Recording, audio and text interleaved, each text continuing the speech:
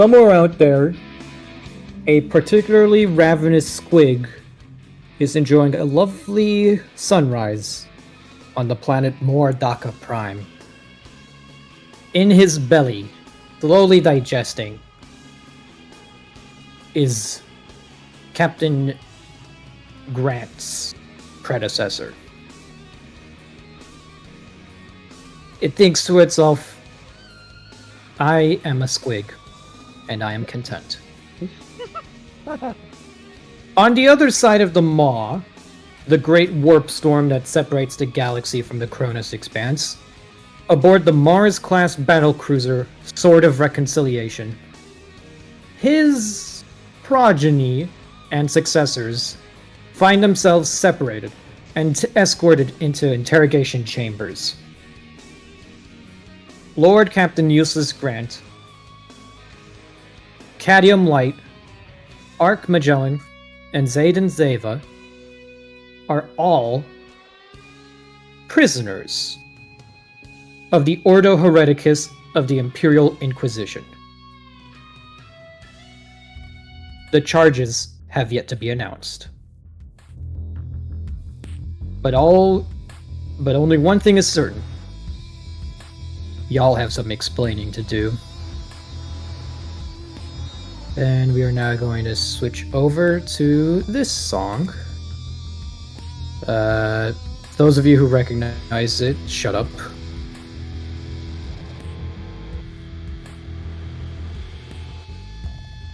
What if I don't wanna?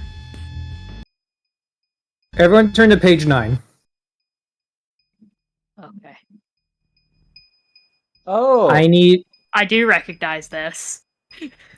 I need someone to roll me a 1d4. Alright. I refuse. On it. I will not be held responsible. Good choice. It's the Lord Captain's job to 2. screw us over. Adium. Oh, I don't think Skid can talk right now.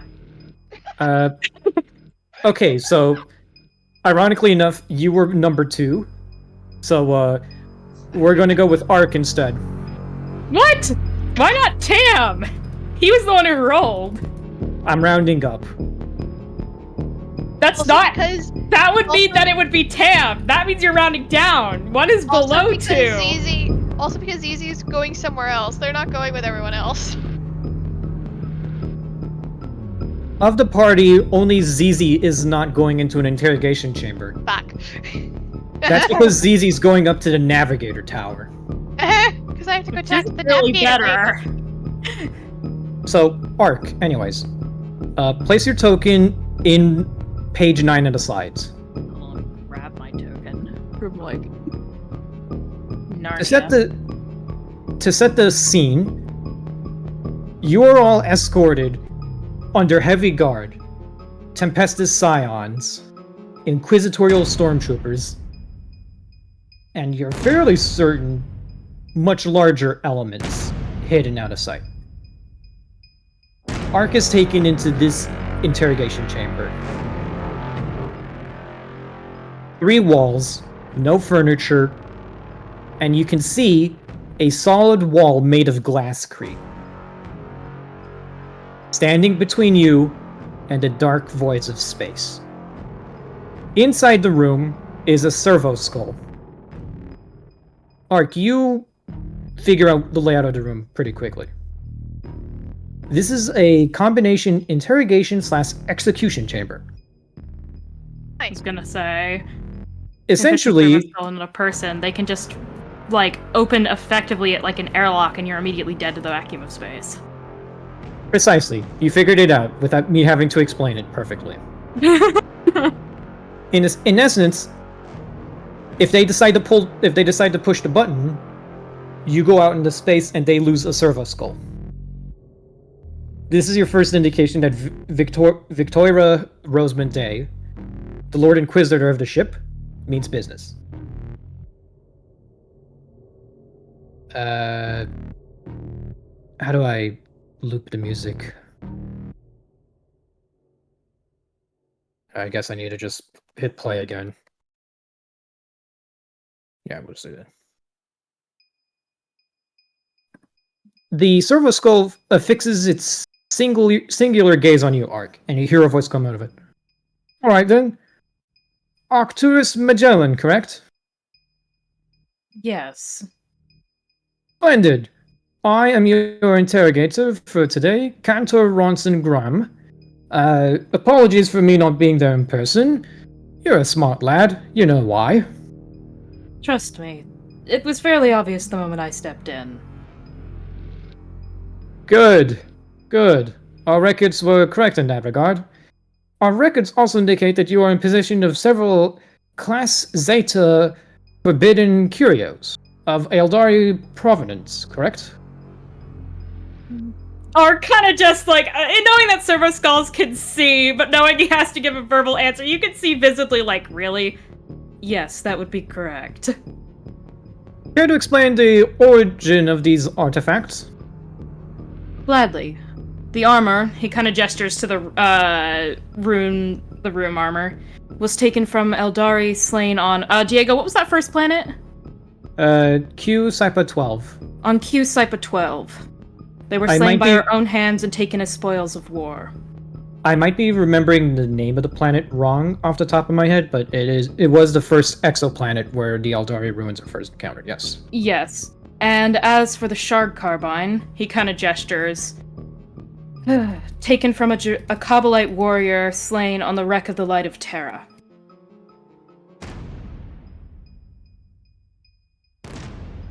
Noted for the record. Have you any extended interactions with any member of the Eldari race? Kind of considers for a second. Do be aware that this servo skull is currently equipped with lie detecting equipment. I'm currently monitoring your vitals remotely. Changes in heartbeats, changes in perspiration, even minute changes in your movement are being recorded by this machine.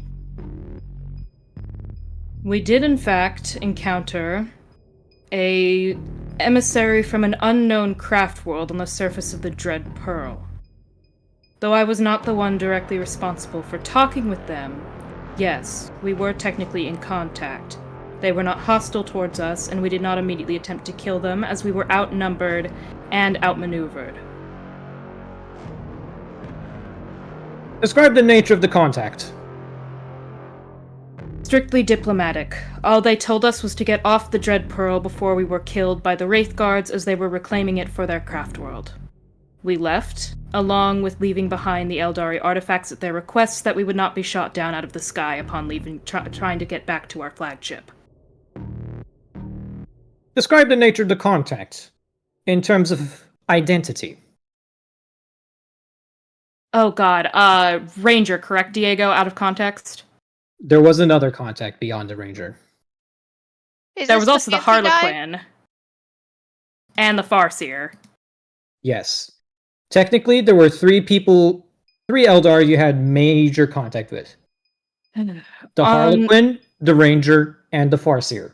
The fancy man. On the Dread Pearl itself, a Ranger and a Farseer. The Farseer was shot down by myself and is likely alive somewhere on his craft world. We also encountered a Harlequin on the Light of the Holy Terra who regarded me with a strange amount of respect.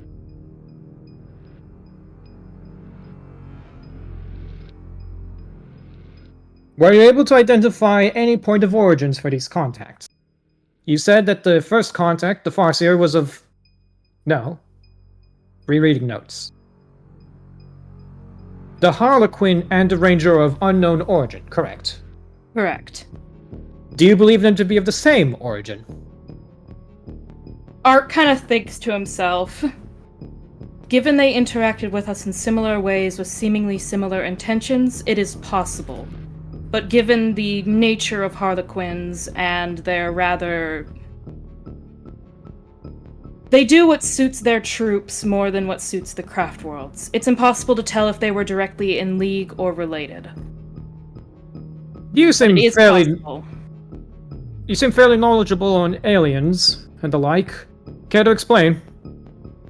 Xenography for purposes to benefit humanity. We did not have one on board, and I took it upon myself to research them as we kept encountering strange and new Xenos creatures on our quest towards the Dread Pearl.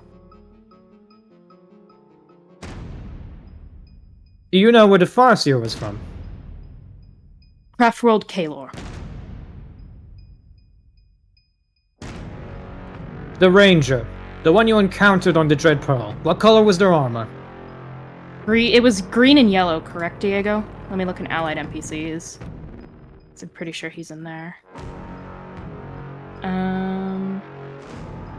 Yellow and purple, as far as I could tell.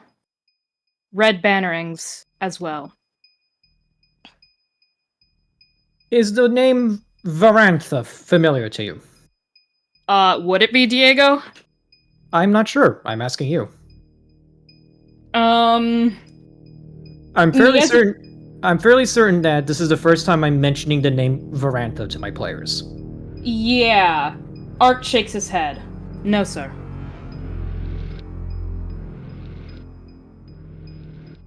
Very well. Your cooperation has been noted for the record. You are to remain here.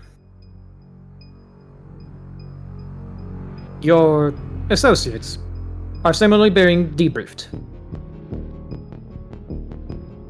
For the record,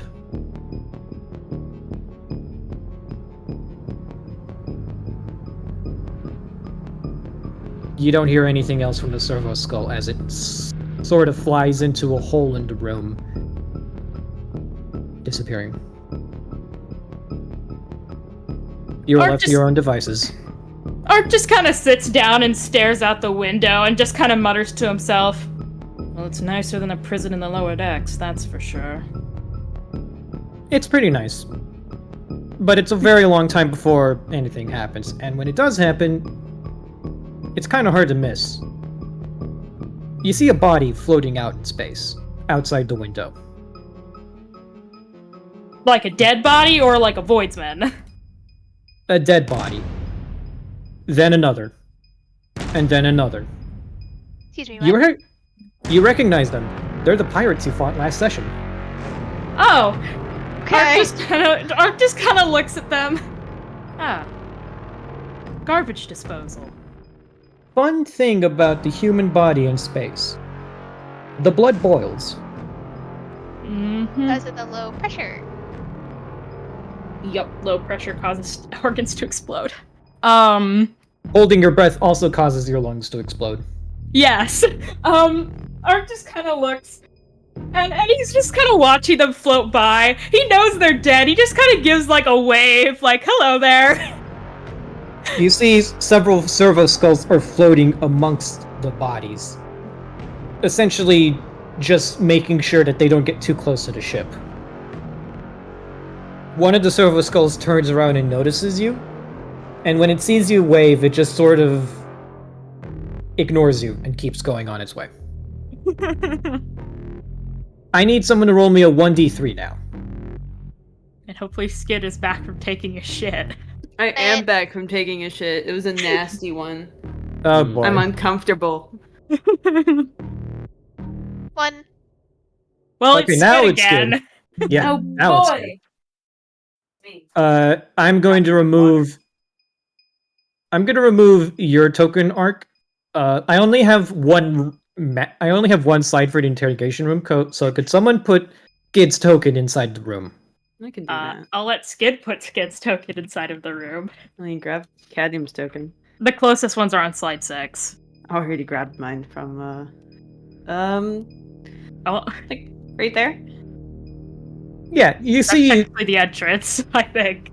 that is the entrance to the airlock / interrogation / execution chamber. Okay. Similar Where should I put setup, myself? anywhere, but there is just one servo skull in the middle of the room, and it's otherwise empty. Okay. The servo skull flies up to you, and you can tell it is scanning you with its own auspexes. And then you just, hear, sits there and waves at the servo skull. and then you hear a voice come out of it. Cadmium Light of the Brotherhood Fraternal of Mars.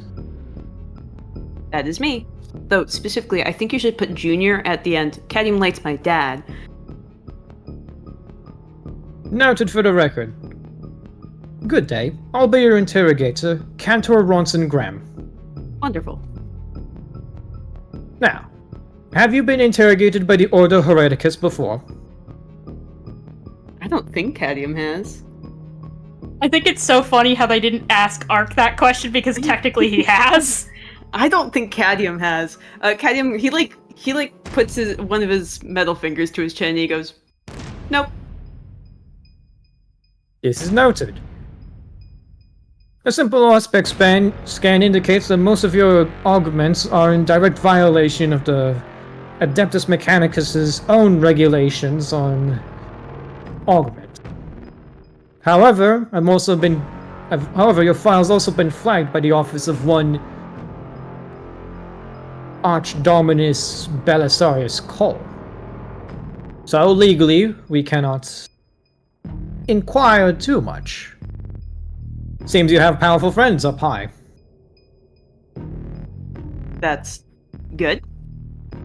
Irrelevant. Right. Sure. Personal connections to either family members or associates do not grant you immunity to inquisitions made by the Ordo Hereticus, especially when it concerns matters of galactic security. As this is your first debrief, I will ask you several questions. You ought to answer truthfully, faithfully, and as accurately as possible. If I find your answers wanting, there will be consequences. If there are too many consequences for my liking, I am authorized to open the glasscrete window to your left. How fun. Sure. Question 1. What is the exact relationship you have with the fraternity? Hold on. I think I am enemies with the fraternity. Hold on. Are you seriously enemies with the... You're part of the fraternity of Mars! I am enemies with the fraternity. But I'm pretty sure I'm enemies with them because of my dad's issues, not Cadmium's issues. If I remember correctly. More or less, but also because a lot of your augments kind of fly in the line of traditional admech dogma, and they kind of are like super strict about that. Right. You're not exactly sure why they hate you, to be honest. Okay. They do hate you, though. Okay, so Cadmium's a little bit of a dumbass when it comes to social situations, so he kind of just like, he looks up at the servo scale and he blinks and he kind of just goes, I think they hate me. I don't really know why. Noted. Is it true that the fraternity attempted to interfere with local affairs on the feudal world of Zaith? Did they do that? Yes. They absolutely did. That is how you knew they existed in the first place. Oh, cool. Yeah. Yes. Noted for the record. Have you come into contact with any unknown alien technology? Yes. Well, oh. I wasn't finished, but... Noted. Oh, you can continue. In contact with any alien technology during your service to Lord Captain Ulysses Grant. Yes. Noted. You hear the servo skull kind of like whirring in place silently, and now you start to see bodies float out the window. Behind it. Essentially, the bodies that Ark saw, you're just now seeing fly past the window. Oh, delightful. Yeah, Cadmium kind of like glances at them and like follows them with his eye for a moment before looking back at the servo skull. What do you know of a man named Ludlin?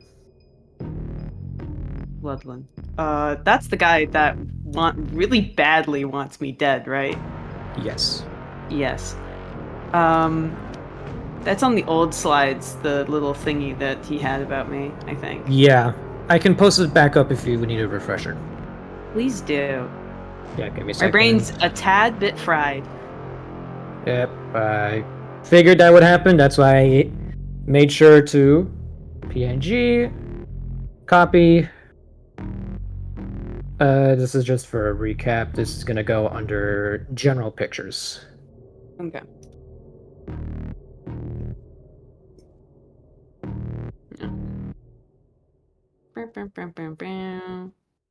Um.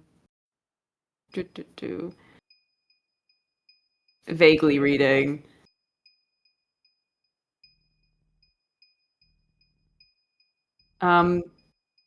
He just wants to like take me apart, right? Pretty much. More or less. More or less. What's the thing that he called it? I'm not gonna call it that.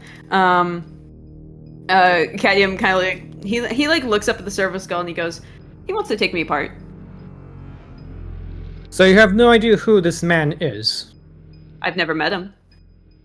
So if we were to provide you a lineup of members of House Ludland, you would not be able to identify the perpetrator mentioned in these intercepted transmissions. Nope. I've never seen what he looks like. I've never met him in person, so probably not. And thus all of House Ludland falls under suspect. Noted.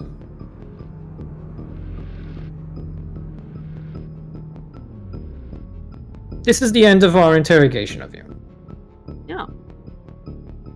Unfortunately, we cannot go further in depth with your questioning, so we shall leave you be. However, your brothers in the Martian Brotherhood will be keeping a closer eye on you.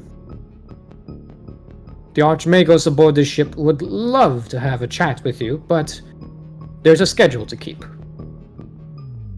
Your technical expertise may be needed. Ooh. Right. I'd be happy to help. Noted for the record. Your cooperation is also being noted for the record. Good day. Please remain here. I will be finished debriefing the rest of your associates. Neat. Cadium, he kind of like sits crisscross on the floor and he kind of like rocks like back and forth out of sheer utter boredom. He starts like tapping away at his little fucking basically iPad built into his arm because he's an iPad kid at heart. And he puts on a movie for himself to watch that he's just have saved on there. His data slate. He puts a movie on his data slate. Okay, so for this one, Tam and Grant, who wants to go first? Well, Tam or Will, who wants to go next? I vote Will. I was about to say I flip a coin. Heads or tails, I guess. I rolled a 1. So we're gonna be moving away from these chambers and towards the navigating tower. Yeah. Hot. Tam, Yes, Diego. you are not taken down to the interrogation level with the rest of your comrades. Mhm. You go up. Mhm. High up. Mhm. This ship is much bigger than what you're used to, so the path is a lot longer than expected. You are led up a massive tower. And at the end of a very, very long hallway, you find a garden.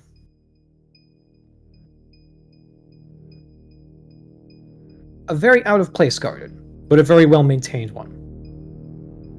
You can see servants bearing the symbols of House Locarno, quietly shuffling about, tending to the plants. Mhm. You recognize that some of these people have had their tongues removed. Oh. Standard practice among certain members of the navigator houses. Uh-huh. And eventually you come across a very imposing bald man, wearing a badge of House Locarno on his lapel. He's the only one in a sort of military uniform. Everyone else is wearing like rags and robes. He looks down at you and says, "You are the child of House Zeva, correct?"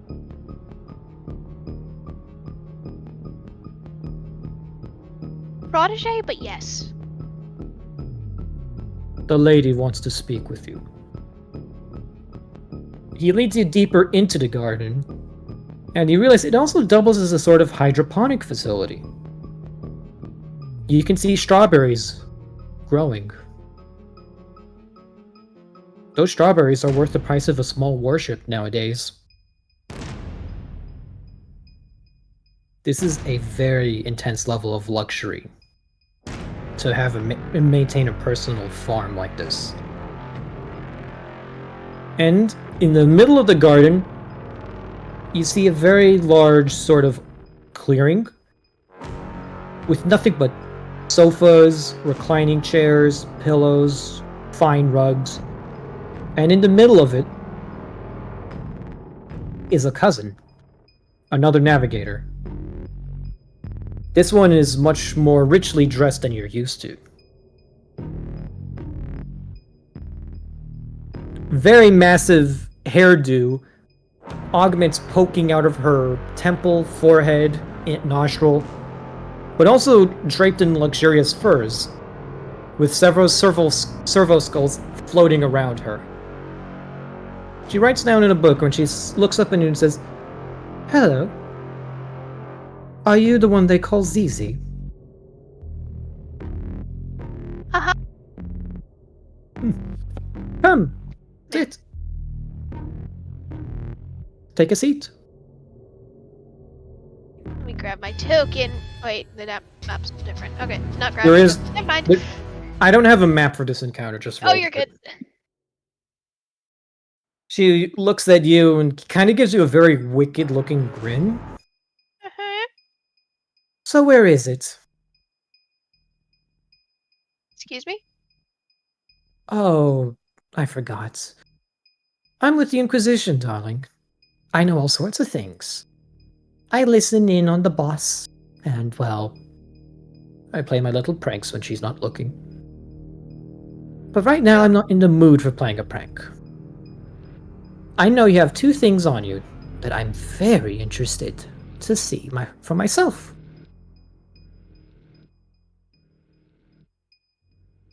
Out of context, what's she talking about? One of them is the Grinix. Well, yeah, I gathered that. I think we have to start with the cat in the bag. Literally. I would like to see the cat. You can't have him. Who said I wanted him? And as she says that, a white-furred Grinix pops up on the couch from behind her.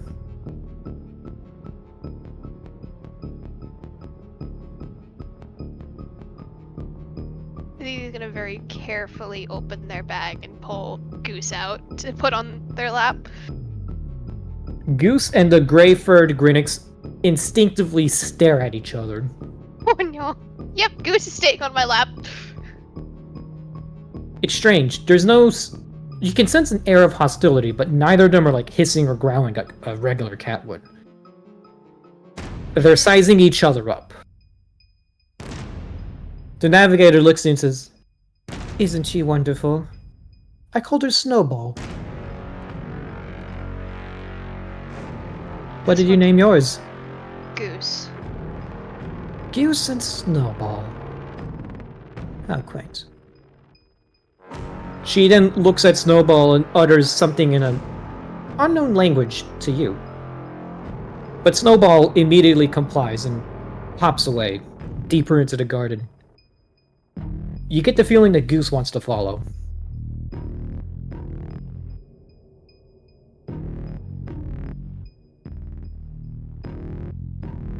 Following the cat? Yes, Goose would like to follow Snowball. Oh, Goose wants to follow the cat. Yes. You can feel like Goose is like shifting nervously in your lap as if like he wants to follow. Stay where I can see you, okay, bud? Snowball sort of like acknowledges, but he doesn't seem entirely comfy right now. He can go. You relent, and Goose disappears after Snowball. The navigator looks up and smiles. It's a thing they like to do. Don't worry, he's not going to give Snowball babies. If that's what you're worried about.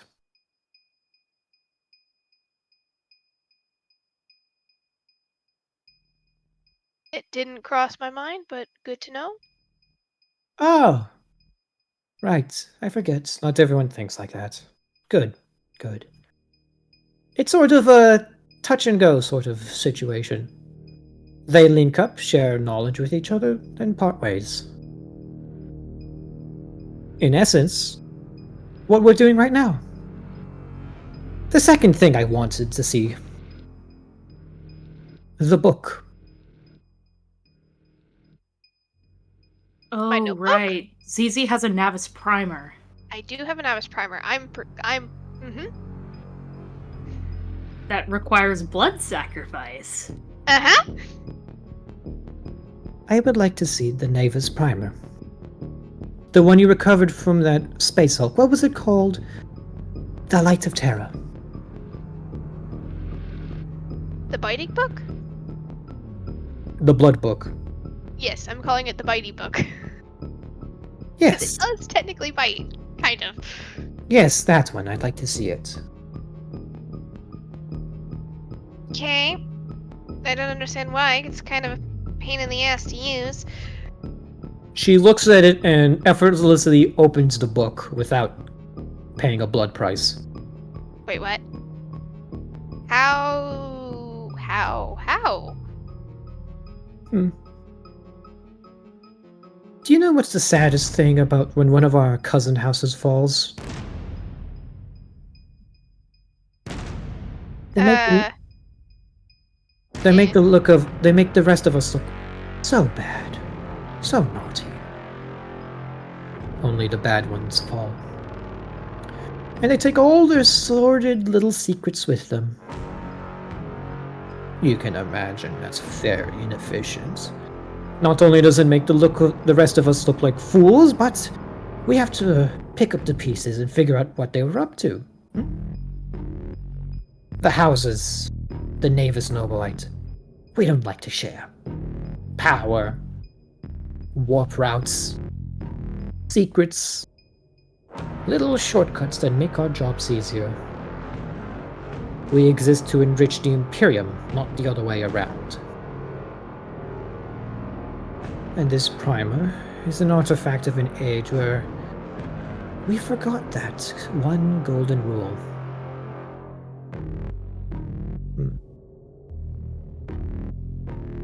She closes the book and hands it back to you. It is of no use to me. You might venture to find it more useful.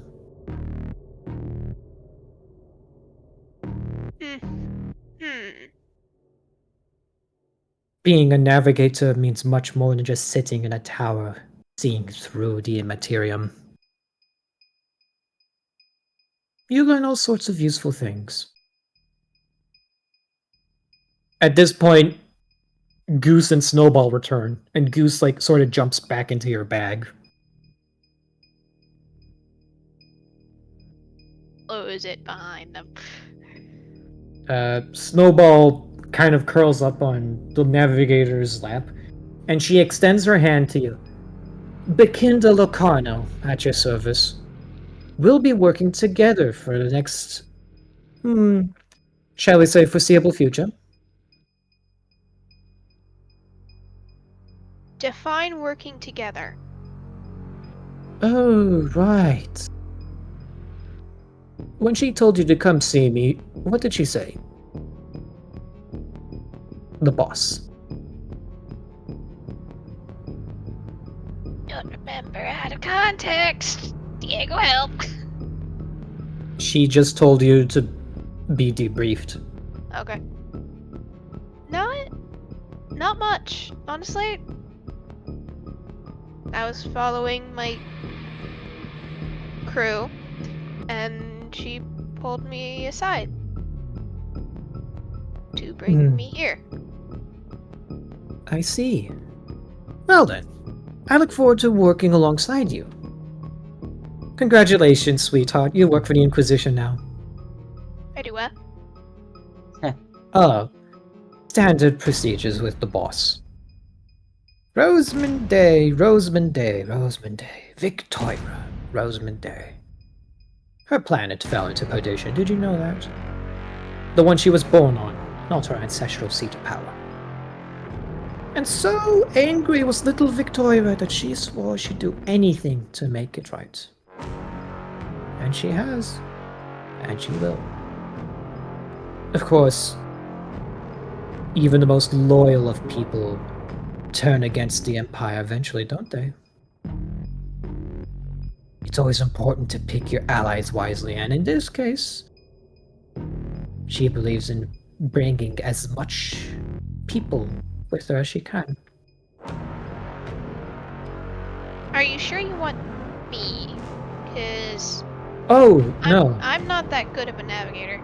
If you want a good navigator, that's my uncle. Oh. I'm still training. Oh, little Zizi, you are mistaken. I don't want you.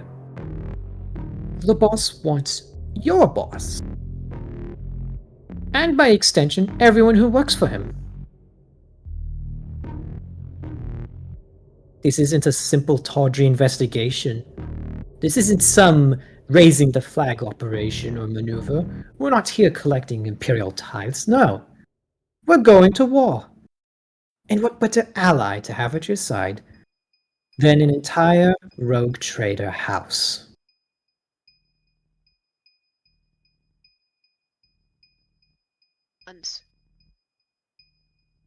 You can go now.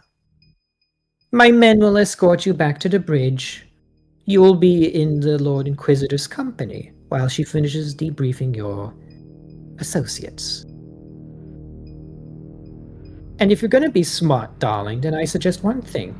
Keep your mouth shut, keep your eyes in front of you, and do not ruin this for us. With the Inquisition, the entire galaxy is at stake. Not some tawdry fortune that can be found looting alien crystals from a dead planet.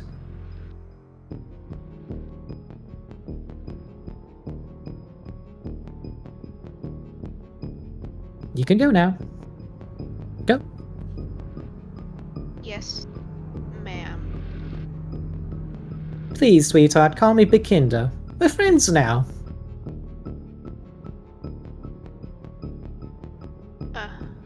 Okay.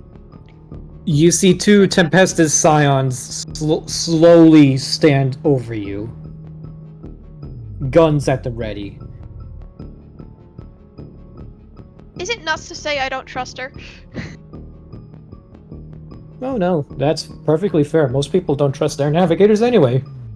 Your relationship with the rest of the crew is Unusual. unique. Exactly.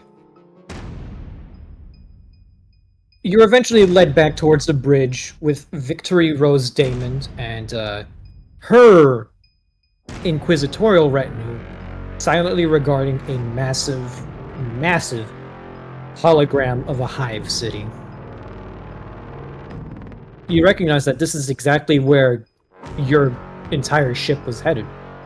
Fenring Primus.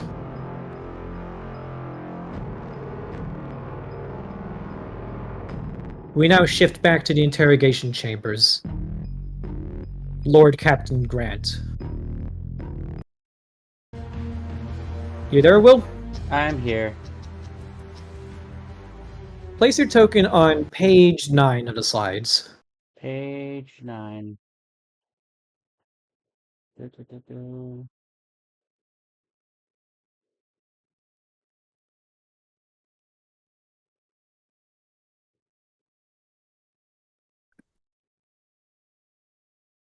You've been waiting for a while now.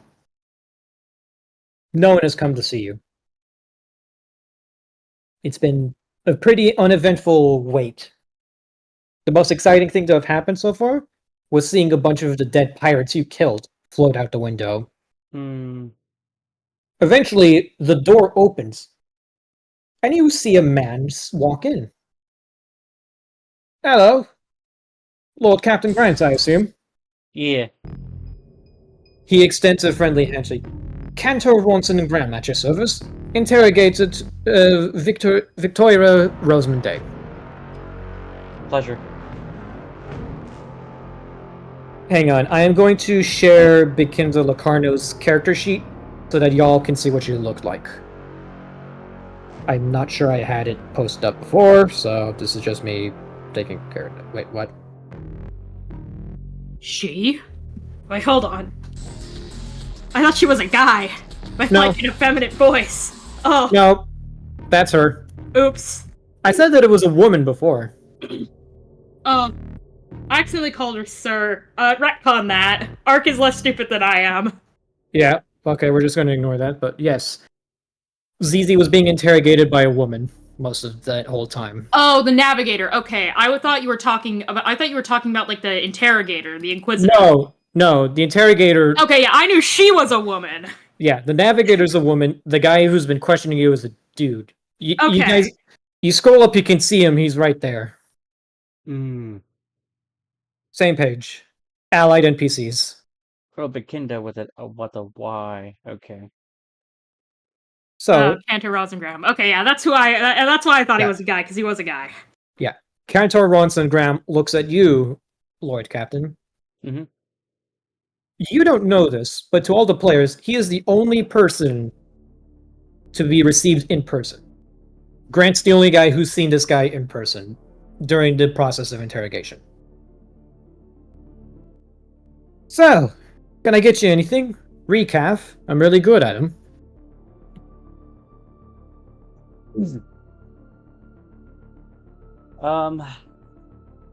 Yeah, just if you got any kind of like juice, anything like that would be fine, and be sure to include a straw.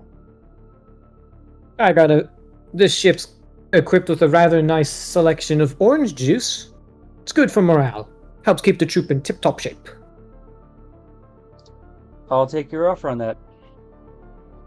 He snaps his fingers, and a servo skull silently lowers itself right next to you, holding a glass of orange juice. Mm-hmm. And as I take it, I take out my own little personal straw and I put it in. They told me you'd be eccentric. So, have you ever been debriefed by... Oh, of course you have. Shiloh Crusades, who am I kidding? When he recognizes that, I just give him a slight nod and I kind of raise the glass to him. So, my people have been questioning your people for the past 6 hours, roughly. Mm-hmm. We've been compiling their interrogations, visit him once or twice for clarification. Your entire operation reeks of heresy on the technical level. My fault. My bad. No. Don't take credit. No.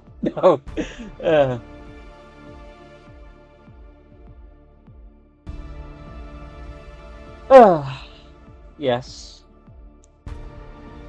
And then there's you. This isn't our first rodeo. At least not with the Order Hereticus.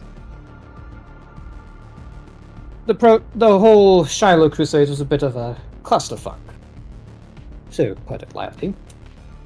A lot of the commanders referred to it that way, yes. You've been debriefed extensively.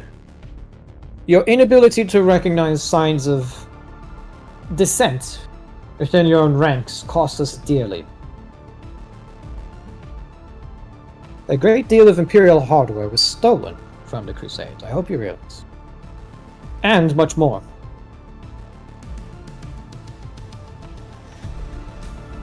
Did you let the traitor get away on purpose, or was that an accident?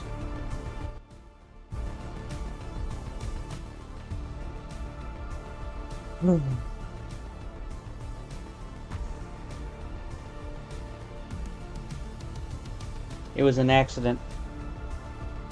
So you intended to apprehend Alexander S. Albegard before he could escape off-world?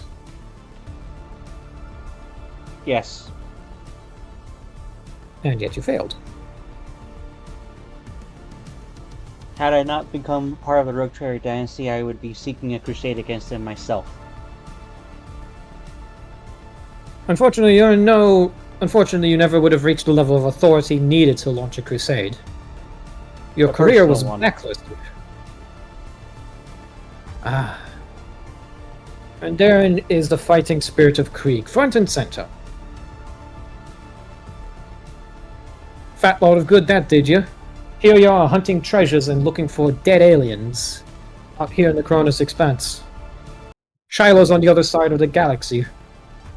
And yet the two of you ended up here, of all places. Wait, he's here? He smiles. We've received actionable intelligence. The old friend Albegard is active in the Cronus Expanse. Somewhere. We don't know where. We don't even know how he got in. Transport in and out of this, shall we say, part of the galaxy is sort of heavily monitored.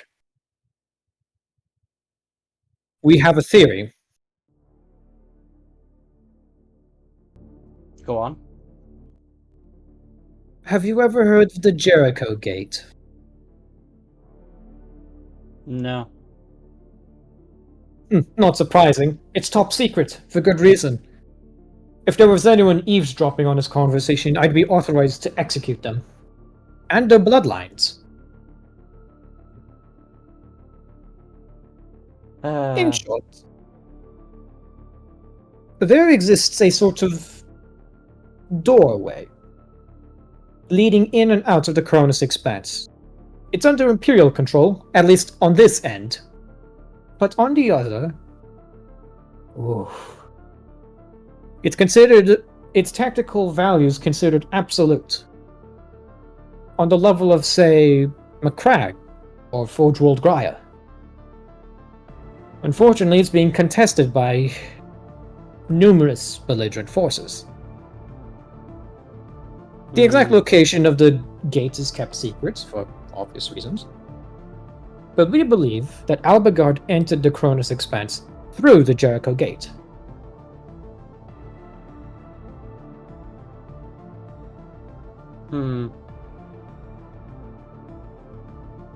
Exactly what he's doing here, we can't say. Why he's here, we can't say. We just know he is here.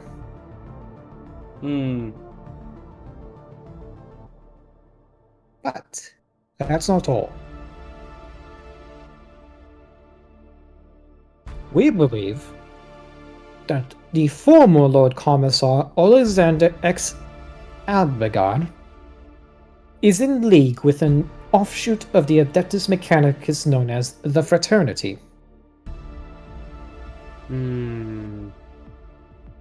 This splinter cell of the Martian Brotherhood is doing a bit of research for him. Project Chimeras. Does the word sound familiar to you? I'm searching my brain, but it's been quite a long time for our games. So, Project Chimeras. It sounds it rings a bell, but I do not recall where I've last encountered it, if I've encountered it. That's a shame. Skato Minor housed a research facility dedicated to the project. It was one of the first places he torched when he went renegade.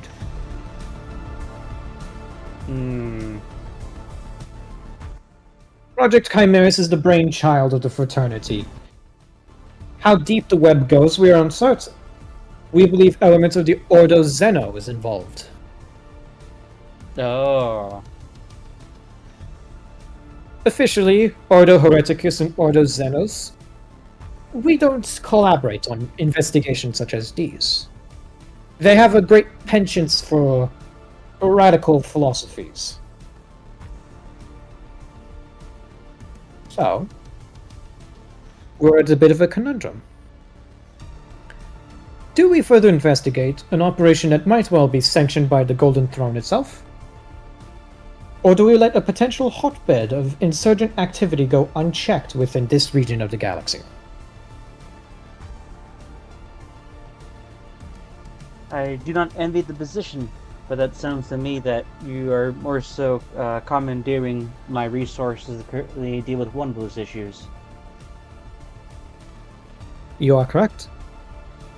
He hands you a very formal-looking document. You've been served, Lord Captain.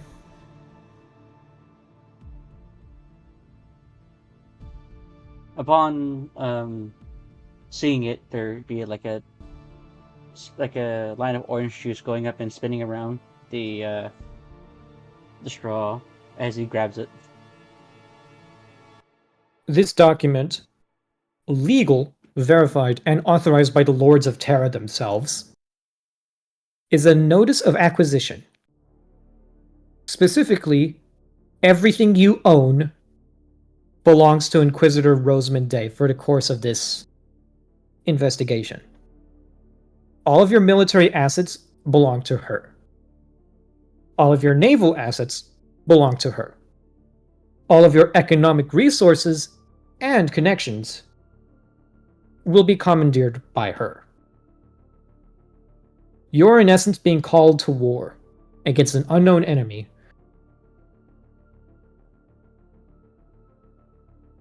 Failure to comply will result in immediate execution and termination of the warrant of trade of the Silverwind Dynasty.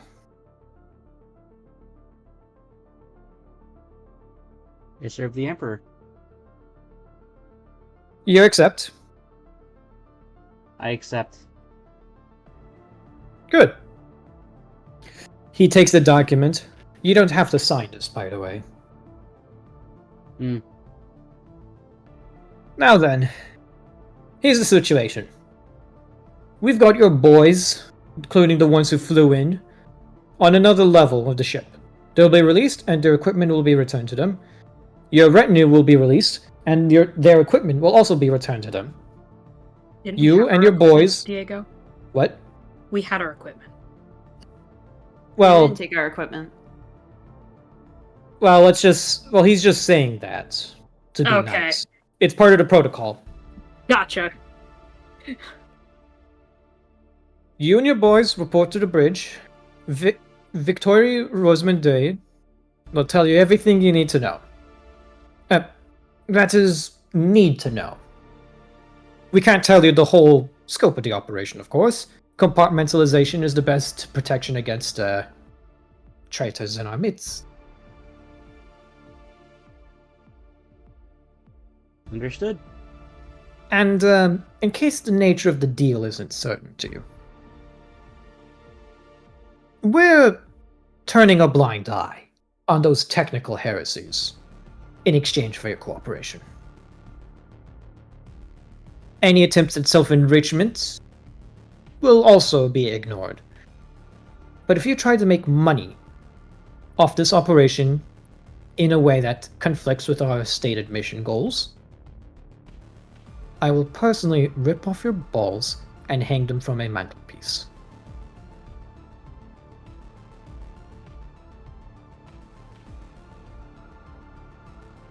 Are we clear?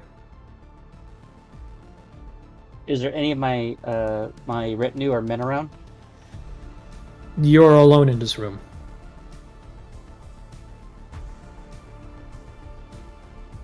I accept those terms and conditions. Great! Looking forward to working with you, old mate. Oh, and if you want some more orange juice, just ask the server skulls. I'm good. As I kind of like put the container onto one of the other servo skulls.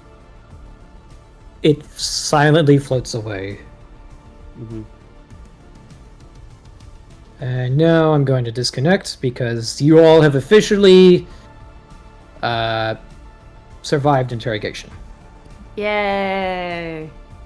Oh, before we move on from this scene, Grant is going to lean in, and he's going to go. I appreciate that you decided to have this conversation by ourselves. Should I And why find is out? that? Because that's the only way I will allow someone to threaten me so frugally.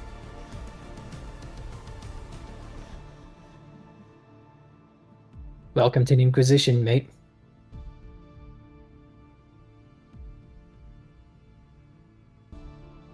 Everyone turn to page 7 of the slides. Y'all are back on the bridge of the Sword of Reconciliation.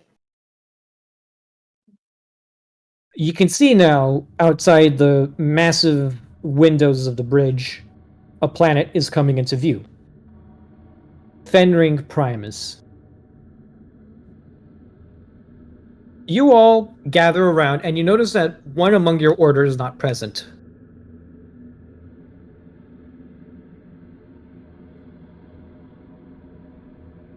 Back. Yes. Okay. Yes, that is back.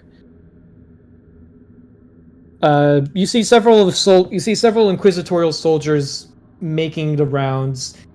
Lots of the bridge officers keeping their heads low, and you can see Cantor Ronson Graham walk up to Victoria Rosamund Day and sort of gives her the rundown of the interrogations. Excuse me. And she seems pretty pleased with how everything turned out. You all can talk amongst yourselves for a bit to catch up on what happened.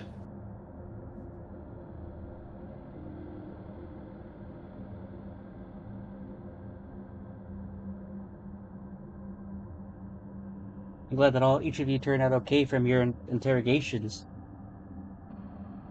Yeah.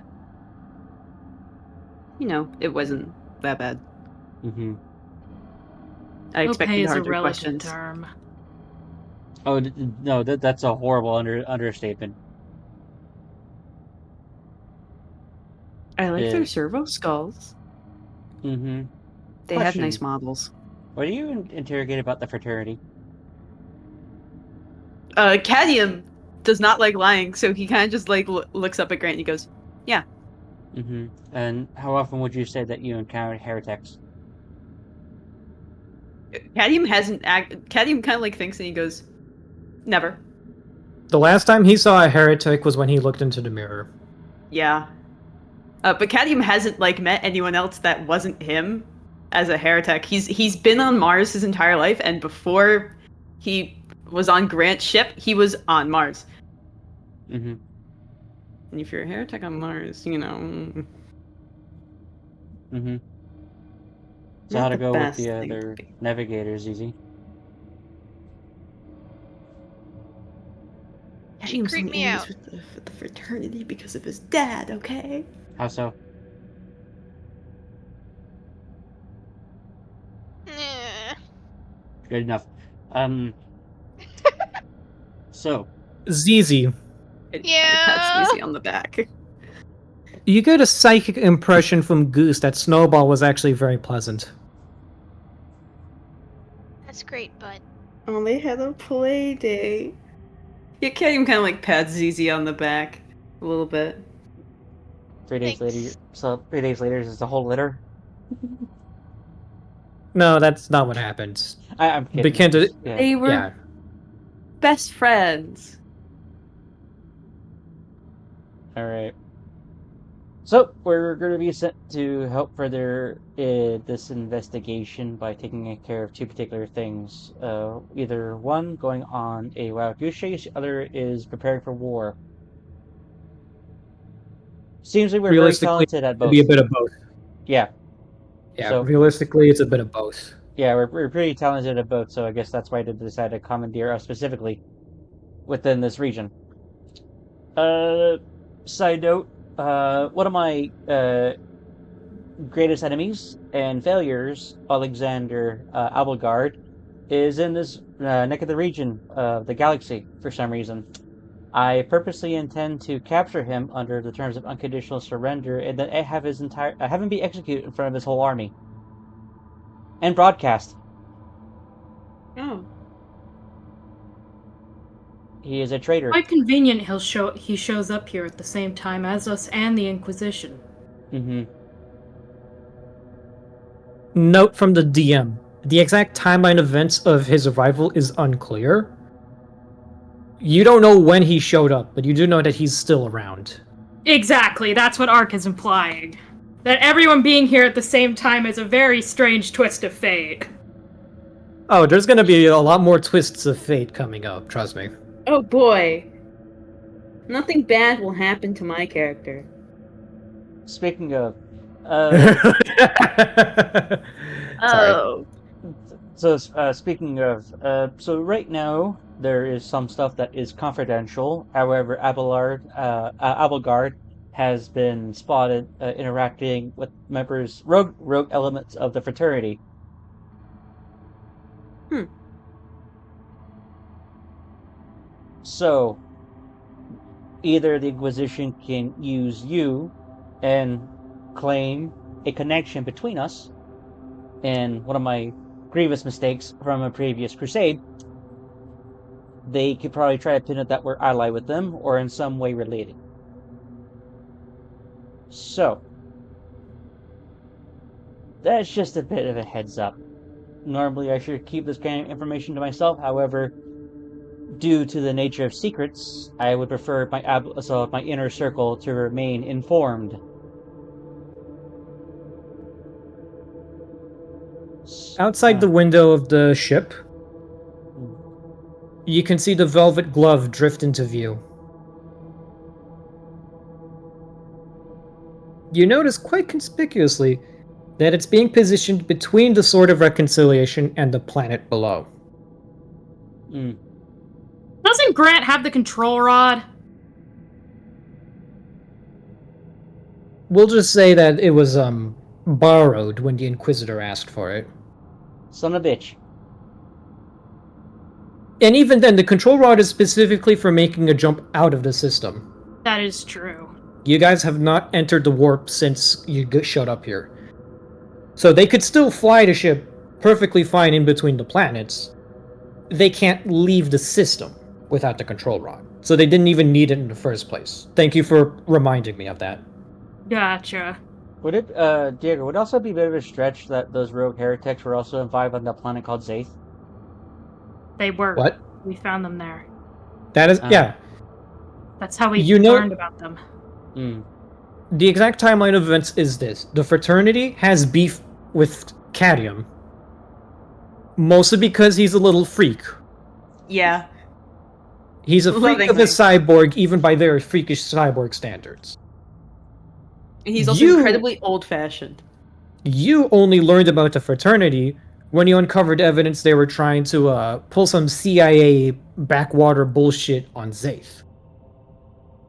The same communication that basically revealed their guilt and sort of messing around with the locals' affairs identified that they hated Cadium and wanted to kill him on sight.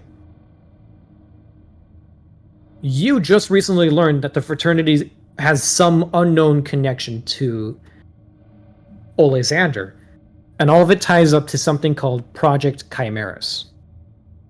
That could be a remnant thing because we're technically took over a planet that was scouted by an exploratory fleet at one point.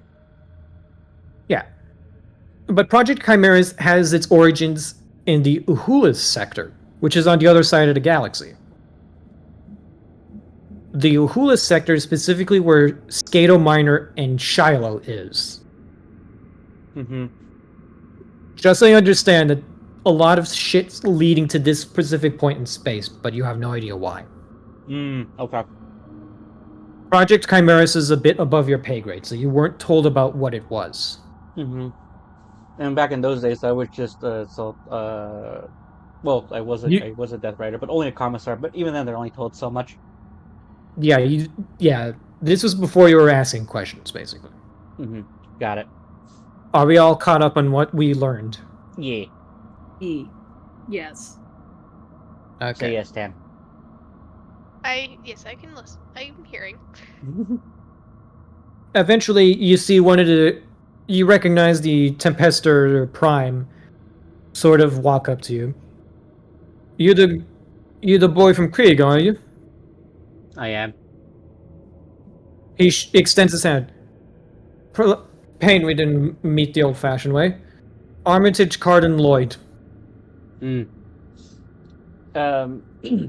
Former commissar / Death Rider of the Death Corps Krieg, as I shake his hand back. The 29th Zedek Tigers have good experience with your men. I hear you fight like hell. We do our best in the service of the Emperor. As do we.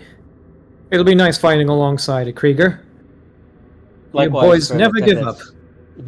Likewise to the Tempest Scions. The 29th have your back. But, might want to step forward. She's gonna give her whole speech. Alright. I follow his directions. Oh, and before I forget, I go, oh yeah, former leader of the 13th Death Rider Company. You do fight like hell. I sometimes wonder why I'm still here. As I look toward the podium. You and me both. Eventually, the commanding elements of the ship sort of gather round. And you see Victoria Rosamund Day walk up. Listen up. For those of you not in the know, consider this formal notice. The rogue trader Dynasty of House Silverwind is hereby granted associate status with my warband. They are to be considered part of my inquisitorial forces to investigate Project Chimeras. I know what some of you are thinking. Disregard it. You're not being paid to think. You're not being paid at all. We have but one mandate, and that is to root out the heretic and the mutant. Today, I believe we are lucky enough to hunt both. We're not certain what Project Chimeras is, and to be fair, few do. It's the brainchild of a fallen associate of mine in the Order Xenos. A radical inquisitor, long dead, but his work lives on. We have found evidence pointing to Fenring Primus housing a research facility dedicated to Project Chimeras. Our approach will be twofold. She points out the window towards the Velvet Glove. That ship, the Sword of Reconciliation, and our small but affordable host of escorts will hold position above the planet. My retinue will be split into two teams. First team will go down to the royal palace of the Imperial Governor down below. He will entertain me, as is befitting his status and station, and I will question him as to how far Project Chimeras reaches on his little planet. If need be, the planet will be seeing a change in leadership in the following days, based on the results of my debrief. Lord Captain Grant, step forward. I step forward. Second team will investigate the research facility proper. You will take your men and a small contingent of my own down to the planet's surface to investigate research facility Kiro Omega. Understood? Understood? Find any evidence tying to Project Chimeras and report back to me.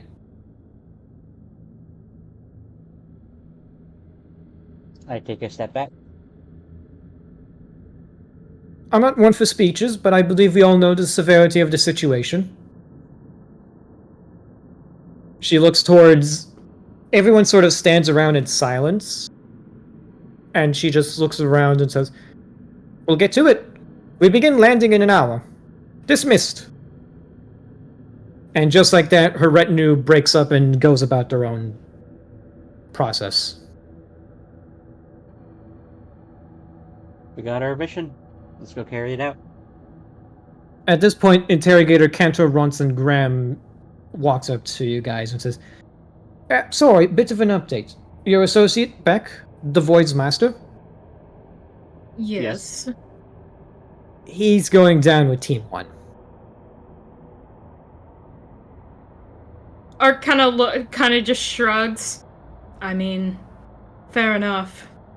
Though, one thing to note, don't ask him to take off the helmet.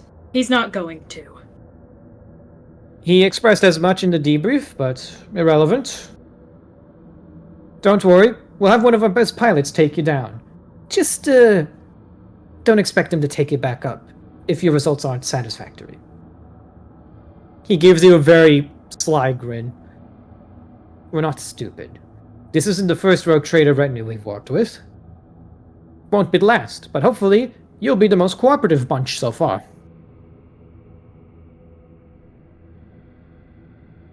Grant clutches a fist, but he does not do anything more than that.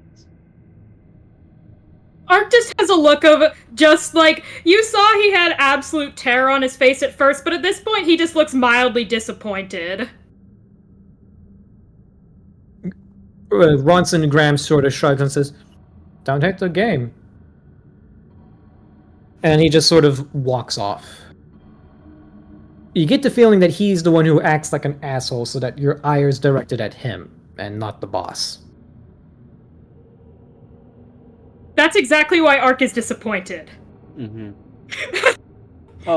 Grant mutters to himself. You can actually clearly hear it going, what do you expect us to do? Fight back with harsh words and sticks? Ark kind of Doge! looks to Grant. Look, I've met Imperial sentencers more terrifying than he is.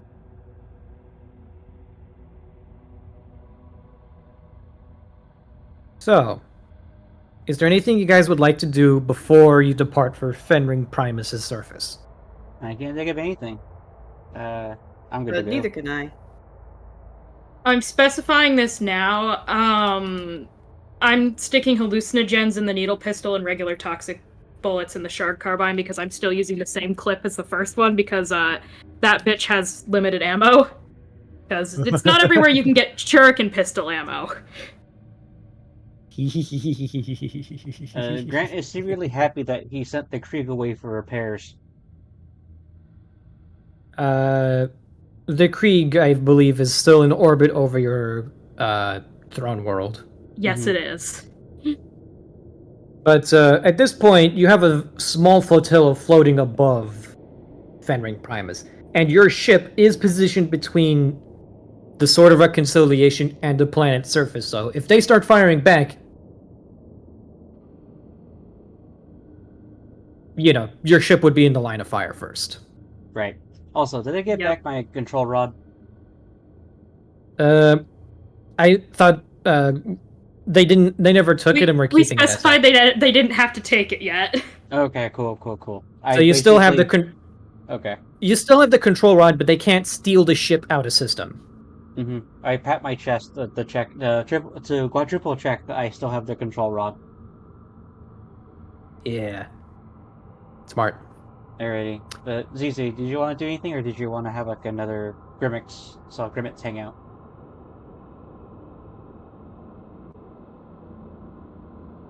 I'm good.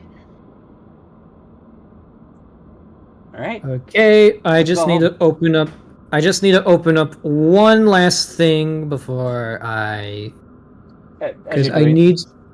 No, I just need to. Okay, I have the profile up. If we get to it. My favorite quote of the whole session. Hey ZZ, how was the lady? Alright, good to know. Yes. So, you are not directed back to the Velvet Glove. You're not taking your personal shuttle. You're taking a generic Aquila-class lander to the surface of the planet. The Sword of Reconciliation unfolds itself, and dozens of ships fly out, splitting into two teams. One of them heads for the Hive City capital of Fenring Primus. There, the Inquisitor will meet up with the planetary governor, and the Inquisitor might end up appointing his successor on the same day. Lethal euphemism included. Hmm. You guys go to the northern regions of Fenring Primus, beyond the reaches of the Hive cities.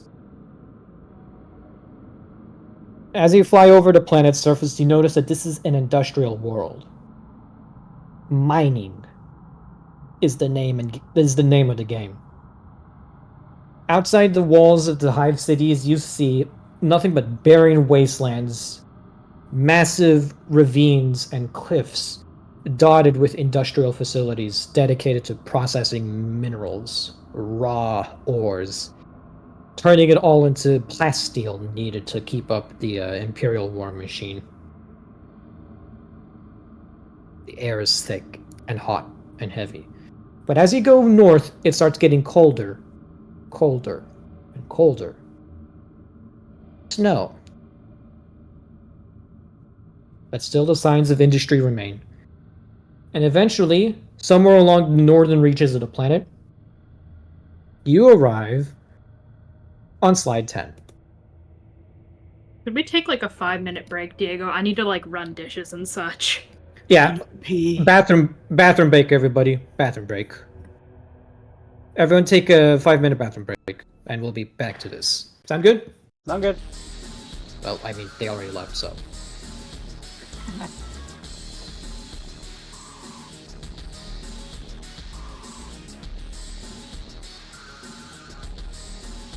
Hey, Diego.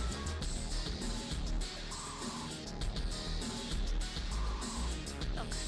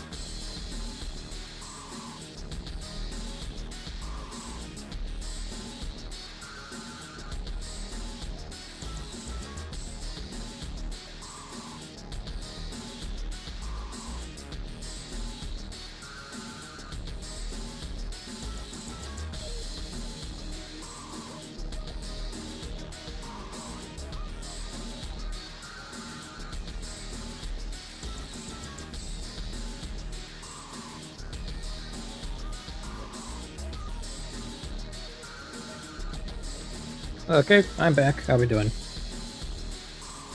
I'm vibing. Diego, question. Well, answer, potentially. Is there gonna be... Is the plan gonna happen today, or should Skid and I save it? For what? The plan. We were What never plan? able to discuss that with Diego, remember, Tam? Oh. I thought we did. I mean, like, No. not when it was happening, that it was happening. It was vaguely mentioned. Oh. It was. You mentioned this before, but you never explained to me what the plan was. Roleplay moment. Probably not today then. Okay. Yeah, fair. I'm gonna be honest. This is gonna go from 0 to 180 real quick. Okay, maybe not next time Hey. then. We'll see I mean- how it goes. I mean, do feel free in between you guys to coordinate roleplay moments. I mean, I'm totally cool with it, but like I said, we're going from 0 to 180 real quick. Yep. Understood. See how it goes. I'm gonna take my time though. We need to build up atmosphere. Fair. For real. Hang on. I need. Is everyone here? Yes. I'm not sure if we have a will. Oh, then we gotta wait for Will.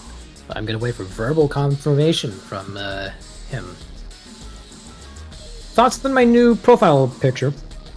I like it. Have you been seeing any of the memes I've been sending you on Instagram? I've seen a couple, yeah. Yeah. You know. I keep jump scaring my friends with the fact I'm a Warhammer fan. Not like to the extent the rest of you guys are. So I put it on my Instagram story. Yeah.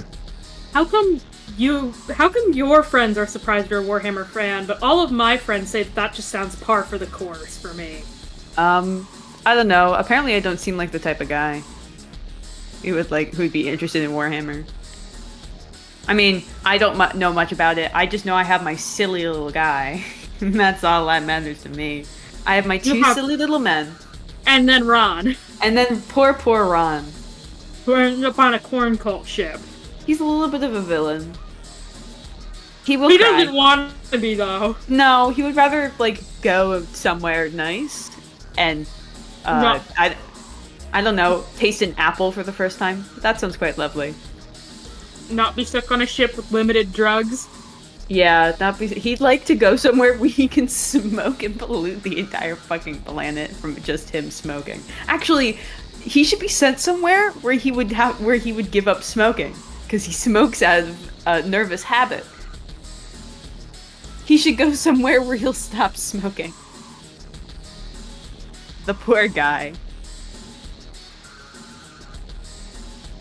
Give him a vacation. He's never had one of those. He's been on footfall and a ship, and that's like pretty much all he's been. To. Rip Ron.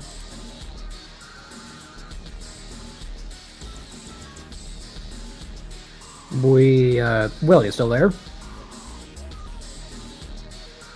Hello, Will, can we hear you? William Henderson. Okay, we still gotta wait a bit more.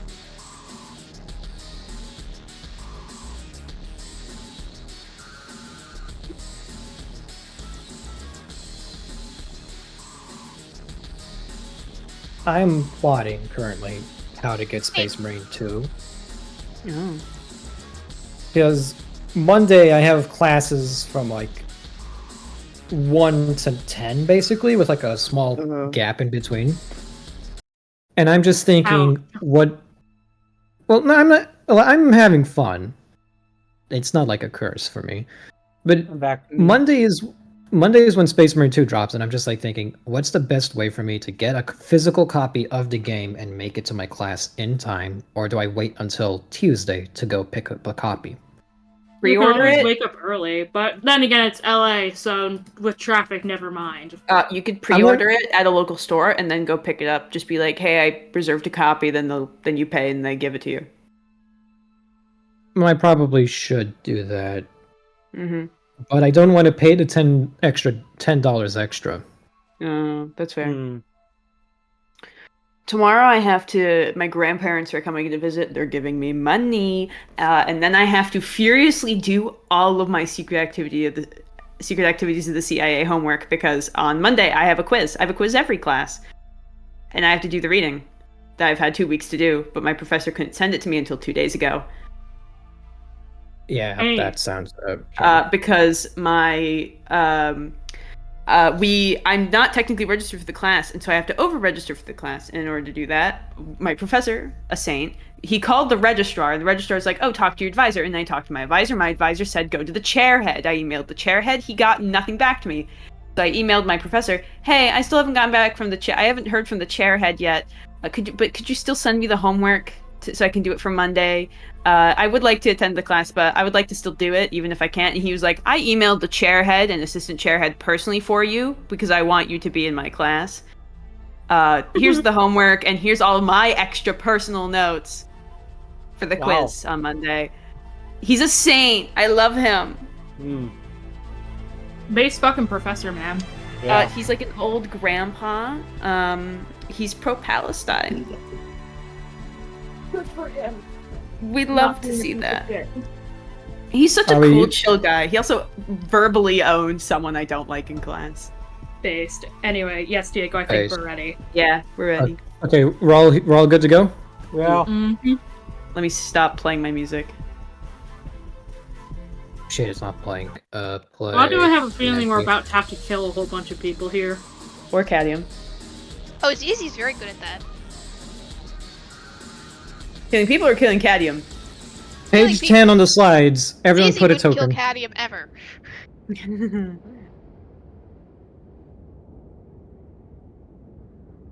Oh, look, I pasted a dog picture. I'm just gonna move the, well, no, actually, let's just keep it there. So, this map is a bit bigger than what you guys are used to, possibly. Or smaller. I don't know what the sayings. Anywho, It's okay, You I guys- have 180 meters of range. anyway, you guys get onto the ship, and it is fucking cold. Luckily, you've been provided with coats. Ark is not wearing one, he has a sin skin which keeps you artificially warm. Cadmium isn't affected by the cold. He seems perfectly fine. Then Grant gets a badass commissar coat, winter style, and ZZ gets a nice warm coat. with Isn't granted mittens. power armor? Or is that Mm, Gradius? Isn't That's power armor? Gradius. That's Gradius. Radius is Radius. Okay. power armor. Different campaign. Place your tokens next to the shuttle. If you can't tell what the shuttle is, look for the thing with wings.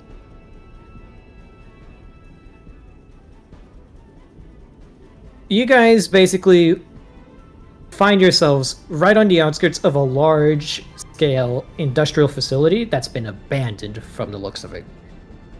On the inside, you can already see that there are a dozen or so stormtroopers and a couple Tempester Scions just scouting out the area. Oh, so the red guy's like aligned with us? Yes. Okay. They got here No before you shooting did. them. Accompanying you is essentially only one member of the Inquisitorial retinue accompanied you down here. And that is going to be the Green Diamond. Well, no, we're going to make him sort of orange. It's Armitage, the Tempester Prime in charge of the 29th Zedic Tigers. He next to you, Line says, "Alright, Krieger. You know the deal. Spread out and look for clues. Me and my boys will run security while you do your, thing." Alright. Oh, and, one other thing. Hmm. If you see something, say something. Call it in and you'll get half a dozen guns at your location ready to shoot hot death at anything pointing at you. Roger that. Some background information. Kiro Omega. Research facility run by the Adeptus Mechanicus, or so we were told. Truth is, we don't know how big the place is or what's going on.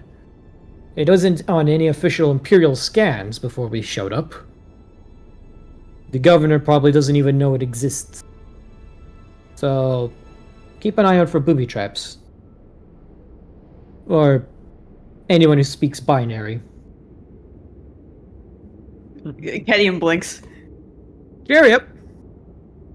He will now assume position somewhere here in the middle. No, we'll put him up in here, which he will turn into a temporary command post. Cadmium. I'm currently trying to get access to my fucking character sheet because my laptop won't open my drawing program. Cadmium looks up at Grant. Yeah, boss. Are you familiar about the layout of this potential complex? Am I Diego? Consulting your internal database, because yes, you have one. I have, of course. This does not match any known pattern. The layout of the base is familiar, but it's not based on any standard template you're used to. Kadium, like, taps his chin, like, twice, and he goes, it's not in my database. But it's kind of familiar, I suppose. I'm sure we can map it out while we're in there. Yeah. I was more so asking in case, like, if there was ever, kind of like anything unique that could only be noticed by a fraternal eye. Cadium. Yeah? You do know that certain circles of the Adeptus Mechanicus have certain trademarks when it comes to preserving their secrets. Okay. You know that the Electro Priests use mechanisms that react to someone who has a specific Elect2 tattooed onto their arms, for example. So, if you were to find the corpse of a fraternity member, you could use it to gain access to hidden passageways within the facility. Cool. Cadium's going to say that out loud. Well, if we find a corpse of one of the fraternity members, we could use him to access secret places or passageways. Grant is going to hesitate. He's going to raise up his finger and then lower his index finger again, and then he's going to go, okay. As Check he his leans, so as he leans to Zizi, he goes, do you think that's true, or you think that you just want to do it because he wants to inspect the technology on the body? Both. Got it. Alright. I would say gang, but we're not. Well, we technically are press gang. You know what? Let's go. Let's go look for them. Let's go look around. Yay. Okay, I would like, I keep forgetting that this Game Master's kit does not include a list of skills. Shit. Excuse me. Awareness, perchance. Uh, Investigation. Investigation doesn't exist. God damn it. We have search, we have scrutiny, and we have awareness. Please say awareness. everyone roll whichever one you're best at Yay! out of awareness, scrutiny, and search. I have a plus 10 to my awareness. Same. Whichever- Any one of Plus those 20. three, whichever one you're best at. Perception 55. I've got to beat a 75. Oh, I can do that's that. a 10. Let's fucking go. Cadium is goddamn Cadium's solid, dude. a 28. Cadium Wow, is funnily that's enough good. incredibly aware.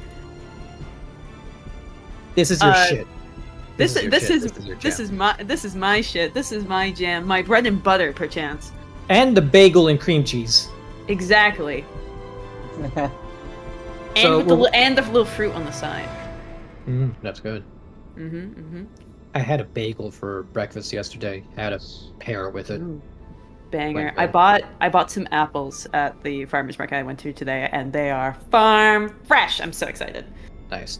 I'm waiting on a dice roll for Eloon and Will.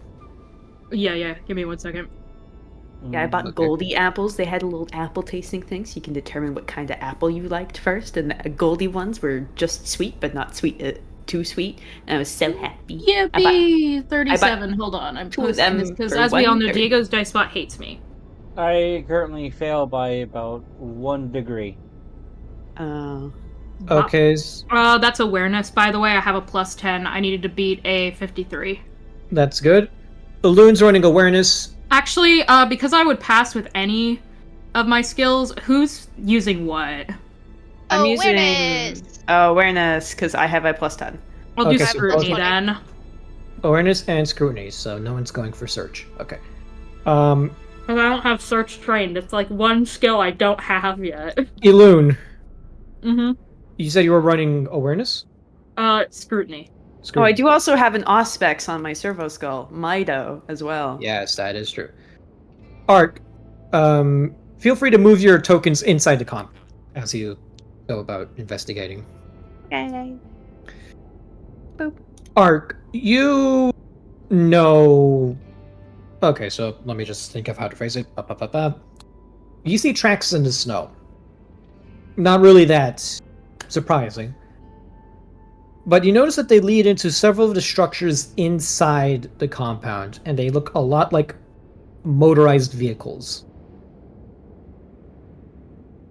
You venture into one of these smaller structures, and you see a garage of sorts. And you can tell that, based on the stuff lying around and discarded bits and bobs, there was an auto body shop in here. As in someone was taking specific vehicles in here and bolting on aftermarket attachments.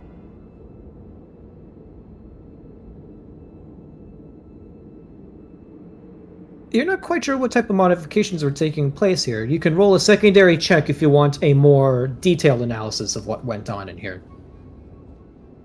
What would I roll for that? Your pick.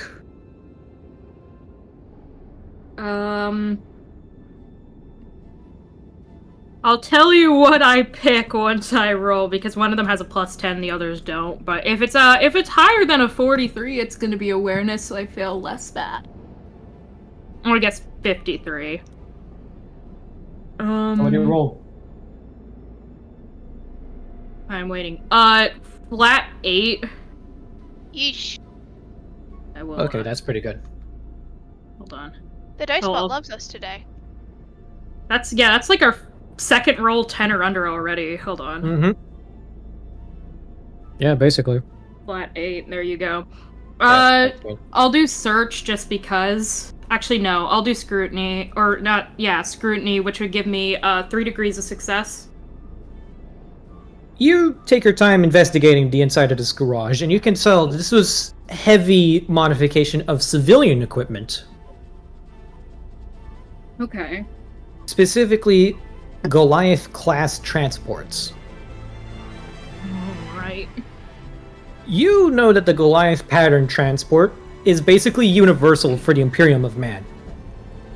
It's sort of a cross between a one of those big construction trucks with the ramp that goes up and down, sort of like a dump truck, Yeah. and a 18-wheeler. It's sort of like a hate fuckery sort of cross blend between the two. They're basically used for all sorts of civilian stuff, like, mining, construction, stuff like that. Heavy-duty transportation. Okay. You can tell that a couple of Goliaths were modified here to bear heavy weaponry, or at least reinforced armaments were bolted onto the Goliaths. Alrighty, I'm starting to note our findings. Yeah. You also notice that some of the weaponry... You also notice a sort of broken auto stubber discarded off to the side. It's not the kind the Astra Militarum use, but you do note that it is still heavy-duty weaponry being bolted onto civilian vehicles. Yeah.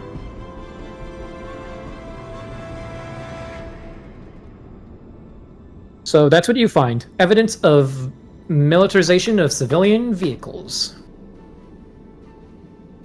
Next up on the list, who rolled... I'm trying to... Okay, that's rules, not rolls. I have 3 degrees of success. Skid. E.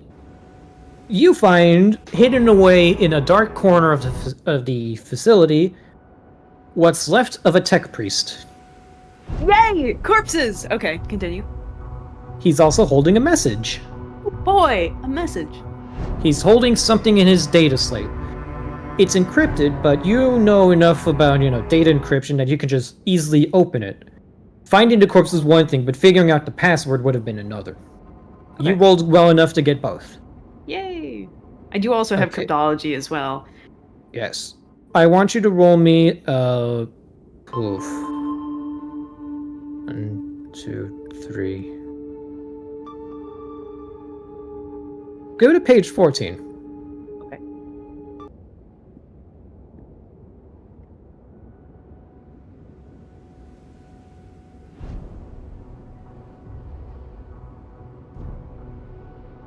Everyone turn to page 14 of the slides to see the message Cadmium finds.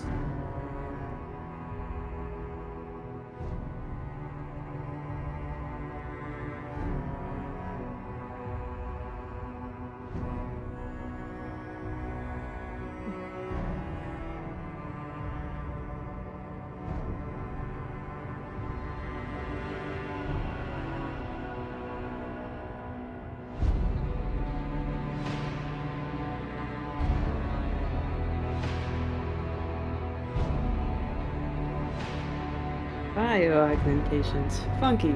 Strange even. You recognize the phrase House Ludlin. Skid, you were interrogated about House Ludlin by Cantor Ronson Graham.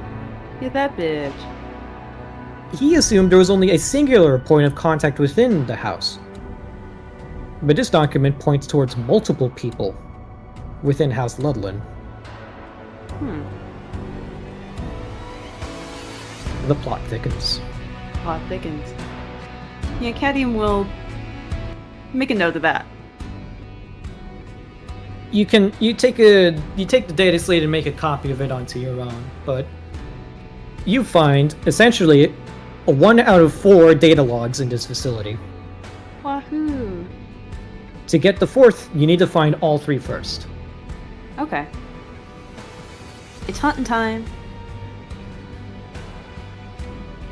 Ham, That is my name.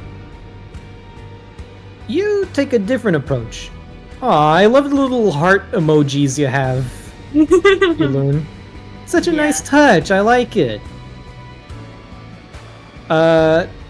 You take a different approach to everyone else. You take a little walk with Goose. I'm very good at that, yes. You let Goose out of the bag, and Goose acclimates very nicely to the winter out here. And then you remember, Goose is from a tropical paradise, and he seems to be adapting quite well to this rather harsh winter. This is likely his first time seeing snow. Yeah. Your little orange, one-brain-celled alien psychic cat is very happy just, prancing around in the snow, walking around. And then he stops and points towards a nearby building. And he sort of pitters-patters inside. Something interesting in there, bud?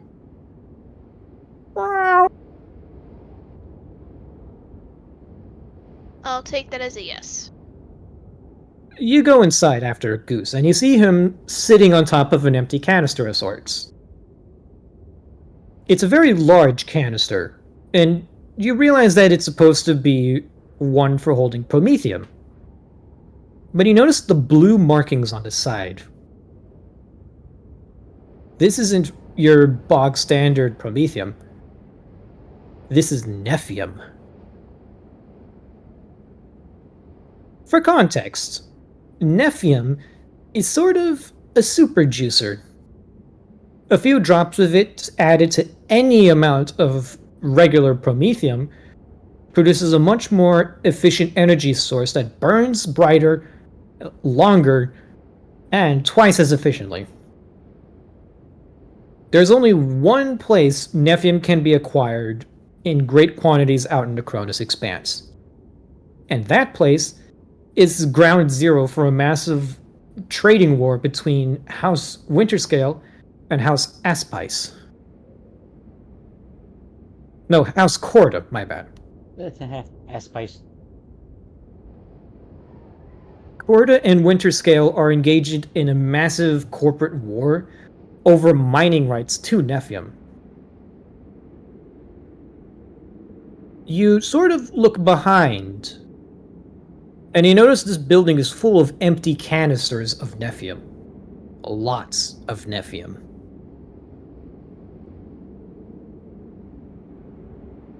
You have no idea where it all went. Utterly terrifying. Yes. Someone's been using super diesel, but there's no diesel around, and they had to use a lot of it. So, Tam found a nephium stockpile empty. Alrighty. Nephium. Actually, never mind. You'll see the spelling once you find another data log. Is it not How's- Nephium?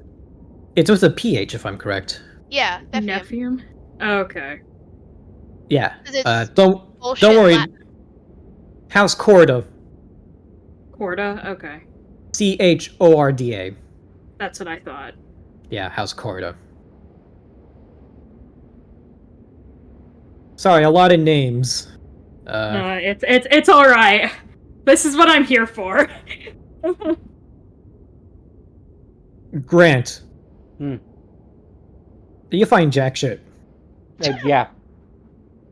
However, your presence automatically increases the searching skills of all the nearby stormtroopers, because they realize very quickly that you're the one in charge. And, well, some of these men have fought alongside members of the Death Corps before, but they never exactly worked for someone from the Death Corps. So, being familiar with your fearsome reputation, their efforts are seamlessly doubled. And one of them comes back in, reporting to the command center.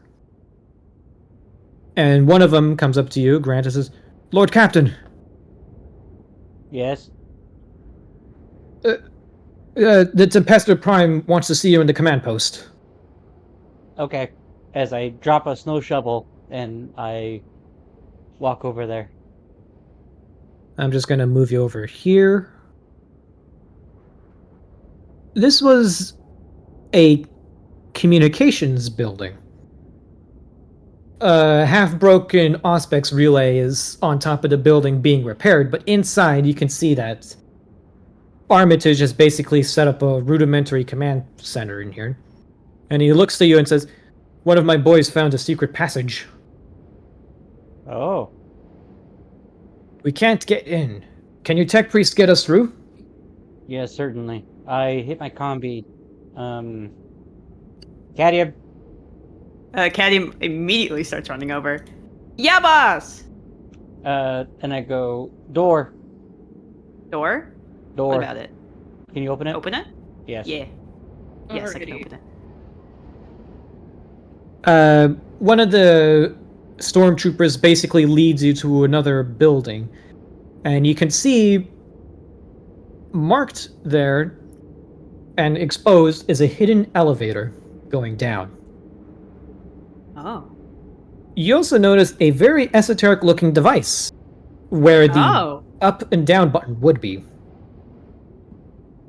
Okay. What do I do with that? I say that as me, Skid, not Cadium. Yeah, You Cadium have- will take a look at it. It's a fairly rudimentary bioscan lock. It needs a registered set of DNA to unlock. Any unauthorized attempts to access it will result in, well, you look up and you can see hidden markings that indicate a automatic turret will pop down and blast anyone trying to hack into it. Okay. Cadium kind of looks up and he goes, oh.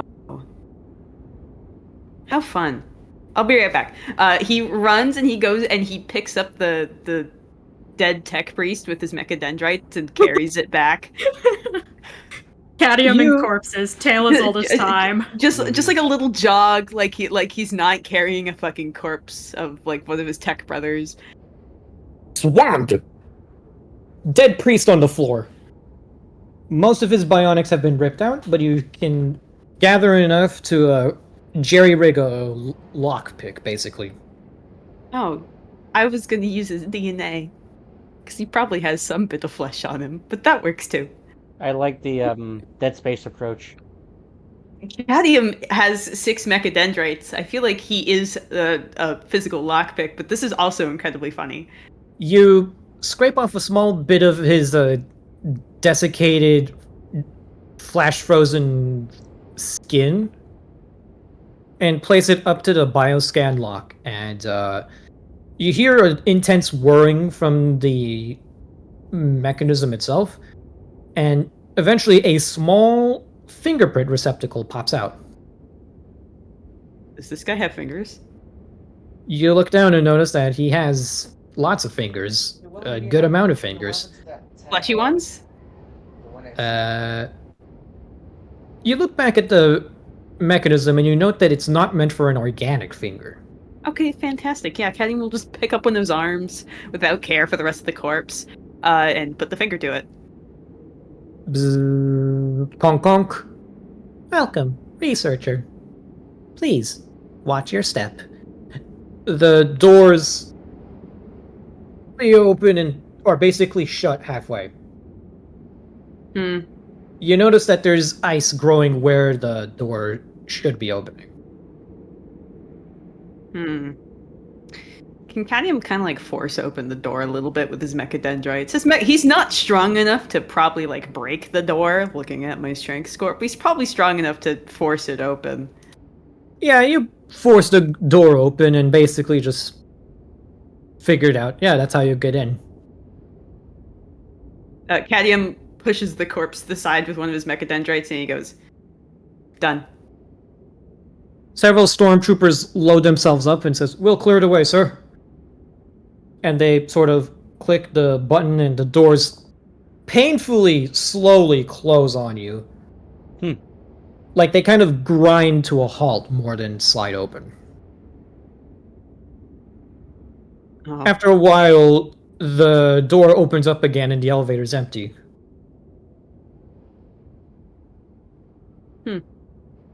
Does Would anyone have everyone- communication with those stormtroopers? Can we see what they found down there before we go down there? Make sure that they're, still alive. Hail the comms. The Vox operator next to you is like big backpack, radio to his ear. He's like, "We got comms. Place is empty, deserted." Bless Bless you, you. Captain. Thank you. Hold up. And then he sort of like pulls out a small sheet of paper, puts it between his ear and the radio, and he says, "I'm intercepting a high-frequency radio transmission with a piece of paper. The area is clear." All right then. Great. Shoot. I have something for...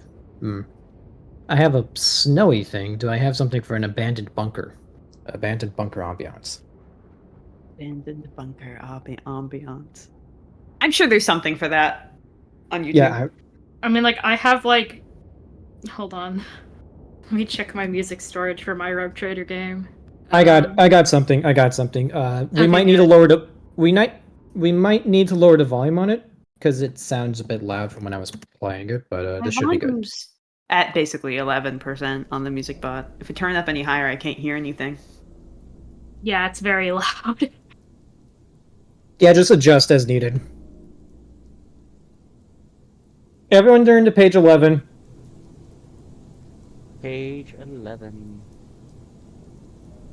Oh, let's grab our tokens. I'm gonna put some stormtroopers down here.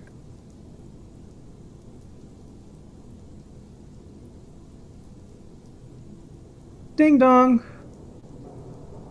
Right here where these two guys are positioned, that's where the elevator goes down. All right then.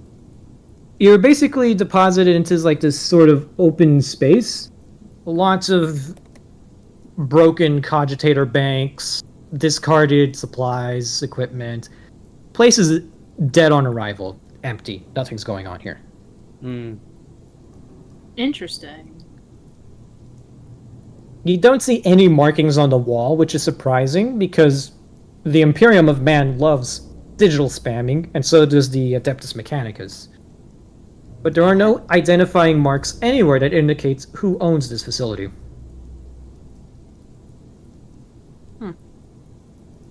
I need everyone to roll me another round of investigative checks. Okay, dokie. Same bit as last time on the surface. Or whatever floats your boat, just roll good. Okay. Understood. 22. Yeah. 32! 22 That's out of passed. 49. 32 out of, oh fuck it, I'll use scrutiny again. 43. So 1 degree of success. That's another round of successes for everyone. Will, what about you? I'm currently rolling mine. I'm sending that bitch. There 26. you go. Ooh! Nice. Go, Grant, go! Everyone succeeds in their searches. So, Yay. I'm gonna pick at random who goes next. Actually, let's start with Grant. So the one I decided to go with would be demolition, because I kind of want to tell because due to the firepower of the jerry rigging, I want to kind of get an idea about how this operation was run for the jerry rigging process. Is demolition an investigative skill? Probably not. It's the only one I currently only currently one right now. That I would want to try. Everything else would technically count as a failure. Oh. Okay. Wow. Okay, so I can work with this. We're gonna roll with it. Grant, I'm moving your token over to this collapsed hallway here. Mm-hmm. It's collapsed. You want to figure out how and why. Mm-hmm. Only one other stormtrooper is here with you, and you can tell that he's just here to, cover the bases. And looking around, you note several interesting tidbits. One, whoever set off the detonation was in a hurry. Two, it seems like it was more intentional than accidental. Three, it's not a military charge. Oh, okay. You're familiar with military ordnance because, duh. Mm-hmm.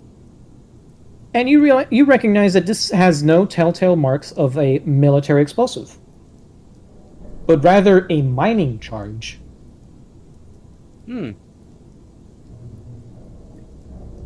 You take a step closer and you realize that this was a very panicked incident. You can see footprints in the dirt that lead out towards the elevator, not further in. There was a fight. Blaster marks on the walls. No signs of obvious struggles, but you can see that gunfire was exchanged quite a bit. It raises a lot of questions, though. Why would there be a detonation in the middle of this specific hallway? And with repurposed civilian equipment? And you sort of keep looking through the wreckage, and you see something in the rubble. You pull it out, and you can clearly make out what looks to be a very odd bullet.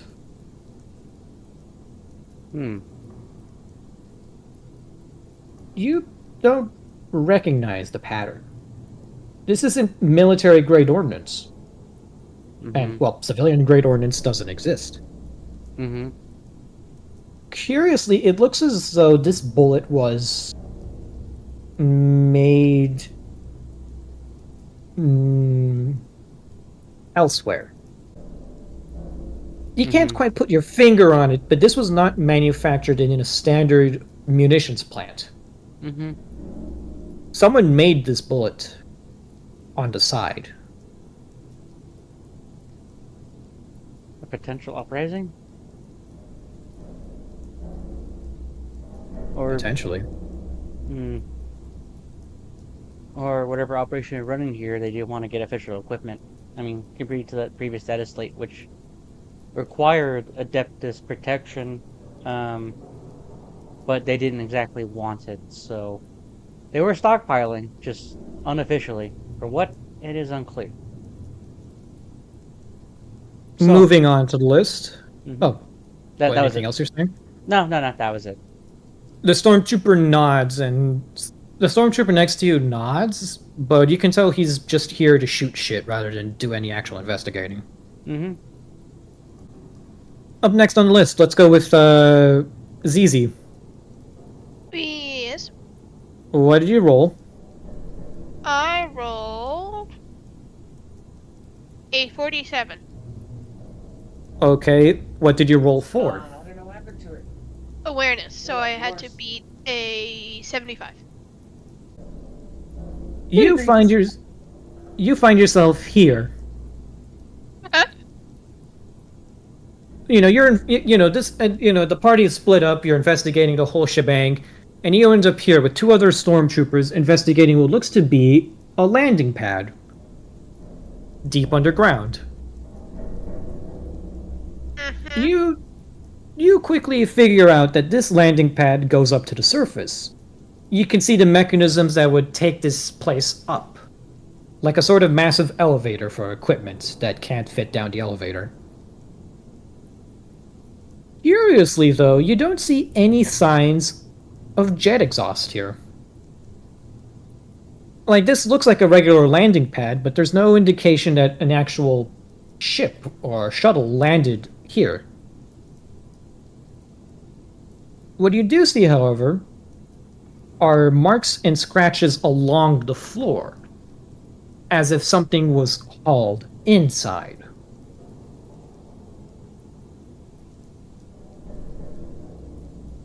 But that kind of gets your neurons firing.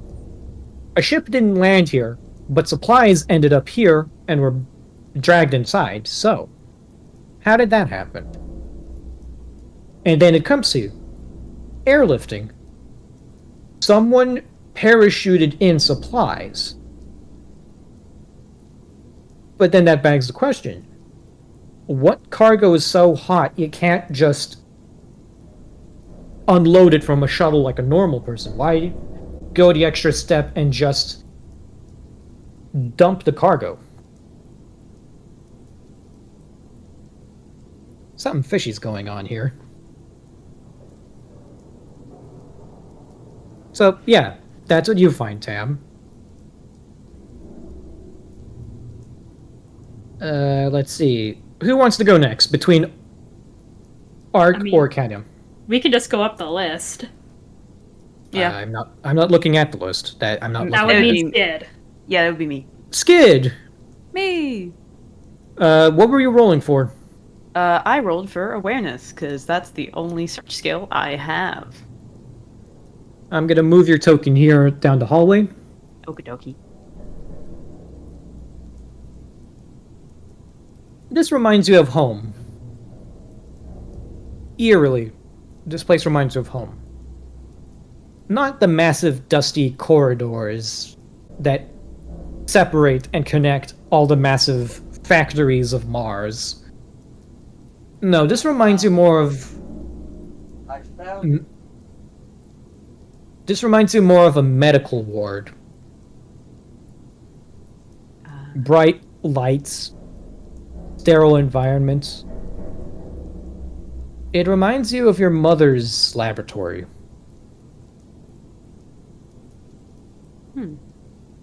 The design of the corridors eerily resembles your mother's lab. Oh. Like, you turn down the aisle and you kind of imagine a room being there that isn't there, because it reminds you so much of home. Sus. Continue.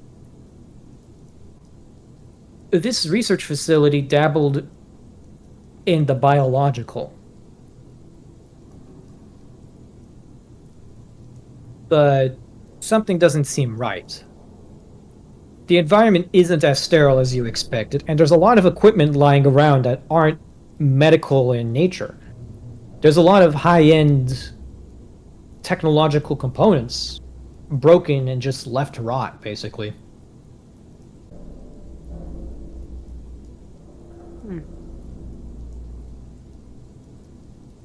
Something's up. You were gonna say, Skid? Yeah, Kedim's kind of just like taking it all in, and he hasn't been home in a while, so he's kind of just like reminiscing a little bit about his parents while he's here. Ark. Mm-hmm. What were you rolling for? Scrutiny. You end up in this room. You're not quite sure what this room is, but you figured storage, because there's a lot of crates and shit lying around. That should be quick enough to figure out. And then you realize, wait, ZZ found a landing pad. This is a storage room. There should be a shipping manifest. You go searching around, trying to find any evidence of, receipts, transactions, trade routes, whatever. And tucked away behind a shelf, you find a data slate. I will turn that on. Turn to page 15 of the slides. Yes, sir. I will read this out loud so you don't have to. Cairo Omega Research Log 13629 Kappa Redacted. We nearly lost a tech priest to one of the Chimera subjects. Dan Fool ventured too close to the enclosure. Progress goes well. My plans to shackle the Astartes was denied, of course. We needed to complete the original goal of the Chimera's project before anything else can be done. Fair enough. A little research and development on the side can't hurt. My partners in House Ludlin reached out to me again. More raw materials to wit. 00 units of glasscrete from Vitria, additional Psychona collars, prototype Cryptman class psychic beacon, additional Skitari units, additional units of Promethium plus 5 units of Nephium, encrypted data slates containing first-hand accounts of Hesh Katar's shadowplay techniques. Ark looks at that last thing and immediately opens the comm bead. Grant. Yes? You remember those shadowplay aliens we found record of in the system where we established your throne world, correct? Yes. I think we may have a name. Oh. And I think they may be tied in to whatever is going on here. That name being? Hesh Katar. It doesn't ring a bell to me.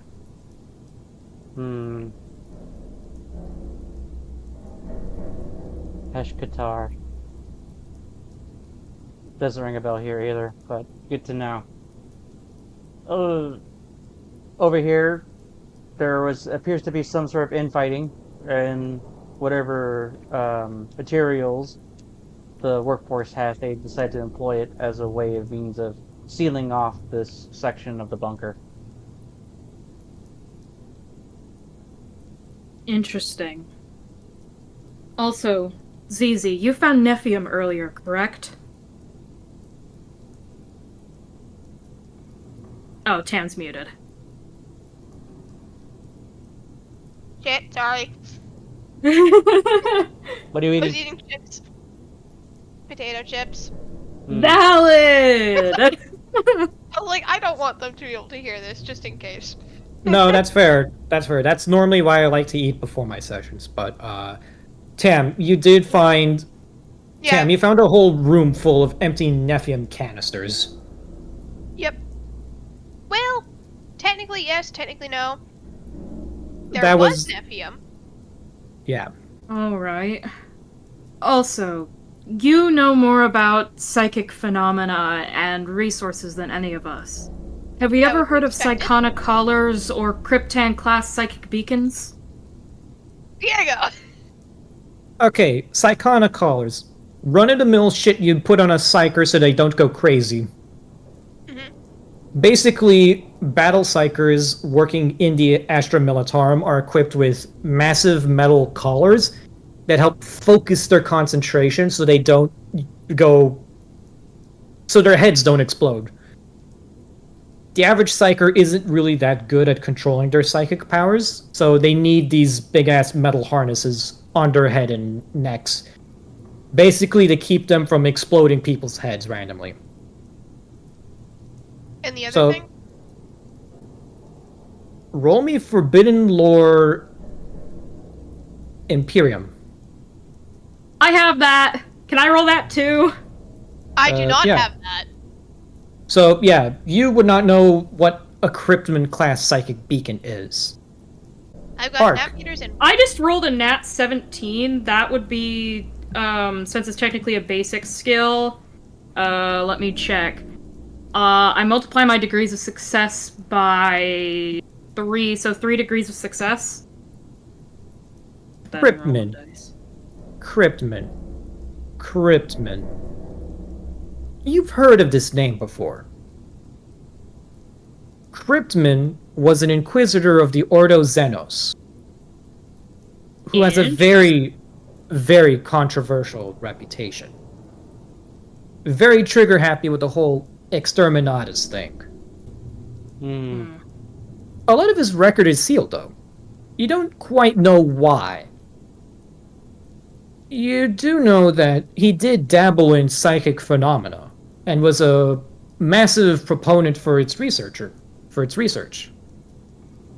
But what little records you have on the guy don't exactly explain why. Out of most modern figures in the Imperium, Cryptman probably has the biggest body count of innocence to his name. Interesting. Art kind of, like, basically gives some kind of like, you hear him snap his fingers. Cryptman, Ordo Xenos Inquisitor, specialized in psychic research.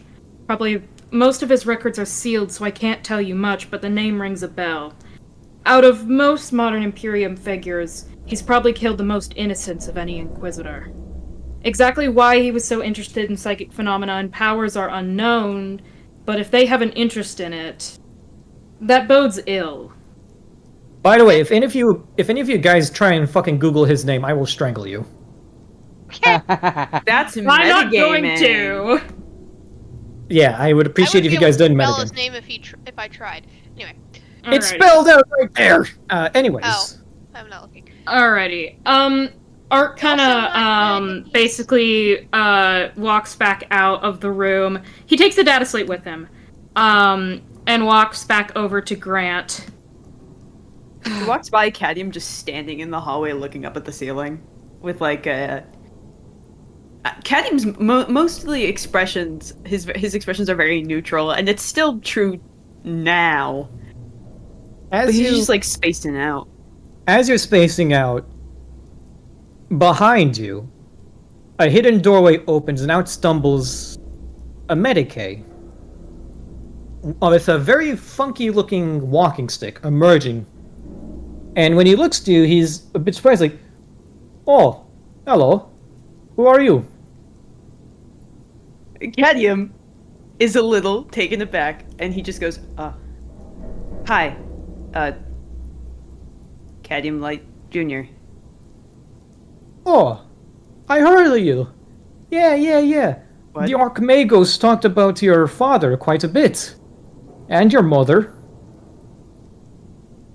Oh. Wait, Hey. you did? "Yes. What are they doing here?" They're not here. "I'm asking why you're here." I'm under orders. "From who? The Archmagos? He isn't here anymore, silly." No. I work for a, why are you here? Can I roll silent move to sneak up behind this guy and press an inferno pistol to his head, Diego? Yeah, sure. He is entirely focused on Cadium of all people. Yeah, I have a plus 30. I need to beat an let's see, 81. Yeah, Cadium kind of goes. Natural 1 in the roll and Oh my dice God. panel. Yeah. I would Uh, Adio kind of sees Ark's hand just kind of come out from his cloak as he puts one hand to basically grab the remainder of the Medicaid's hair, and another he kind of presses an inferno pistol to his head. We're here on the orders. So fun fact, this guy is completely bald. Oh, interesting. Ark has claws on his runic gloves. He's just gonna dig his fingers into his scalp. Ark kind of presses an inferno pistol to his temple. We're here on orders of the Ordos Hereticus. You're going to come with us, and you're going to answer any questions that we have, unless you want to be shot. Or, he kind of looks to Cadium. Cadium, how much do you know about how to take someone apart? I'm very good at taking people apart. I'll just donate you to Cadium. There is no need. There's no need, sir. I am just a humble worker in this facility, and I am a bit too busy to be shot at. I'm the only one left. I sort of need to keep working. The facility needs lots of maintenance, and I don't want the elevator to turn off behind us. Cadium kind of like looks up at Ark. He has a little bit of a point. He looks at you with these red-tinted goggles, and he's just sort of, I can't explain, but perhaps through here, explanations will be found far easier. Art kind of radios. Grant, ZZ, regroup. Sure. Jokey. He kind of, he lets the guy go. Apologies. I'm not exactly one to trust random people who pop out of doors and hidden doors in sketchy facilities. So everyone regroups on the Medicaid, and this guy is wearing a very long, all-encompassing lab coat. He has a metal harness he's wearing that has attached to it like several Medicaid mechadendrites. Oh my god, twinsies. And you can see that his walking stick sort of has numerous medical injectors attached to it. And like I said, this guy's completely bald, red goggles, and the collar of his lab coat kind of goes up to his nose. But he sort of unbuttons it so that you can clearly see his face. Human as can be. Cadium points down at his injectors on his can. He just like says very matter-of-factly, I like your injector pistons. Oh, thank you. Custom design. It helps to keep the subject sedated. Normally, tranquilizer rifle good enough, but sometimes you need to make sure it goes in. Right. Helps. Cadium kind of like lifts up his own Medicaid mechadendrite. These are of my own design. Oh, very fascinating. Yours also give you reach through thin metal bars. Well, we had to upgrade to glasscrete. Right. He looks about test subjects. Oh, yes, this is a research facility, Kiro Omega. We have very rowdy test subjects here. Are you with the Ordo Hereticus? Yes, we are. You're dressed for the part. He looks towards Ark. You not so much, but potato. You are curious what we're doing here. Yeah. Very. Follow me. Oh, watch your head. Oh, keep your guards out here. The test subjects get rowdy when, too many people are in the same room. Are these test subjects human? As human as you and me. Art kind of looks to the Medicaid and then back to ZZ. Like, So human with a grain of salt. So, I mean, have you seen the Astartes? Would you consider them fully human too? So you did go through with shackling in Astartes. Oh. Interesting. Oh no, we couldn't. They were too... Who told you that? Art kind of looks at him and shrugs. Who's to say? You said Ordo Hereticus, right? Yes. Okay, because I'm under strict instructions not to let Ordo Xenos in. If you guys are Ordo Hereticus, welcome in. Come, please. Cadium is following right behind this guy. The Medicaid leads you deeper into the facility. I just love. I can't let the Order Xenos in, but I'm sure you guys are chill. Mm-hmm. The Medicaid seems very jovial, sort of like telling you guys about the history about the facility as he leads you deeper in. The way you guys came in is being guarded by a couple stormtroopers right now, and Vox chatter indicates that more troops are being landed outside the facility. Ark, as they're basically walking, he basically kind of is like whispering in the micro. He basically relaying to the Vox caster to tell the head Tempestus guy basically what they found, where they're going, about Krypton's, basically a rundown of what they've found so far down here.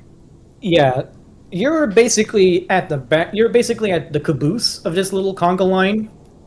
So the Medicaid isn't quite paying attention to what you're saying.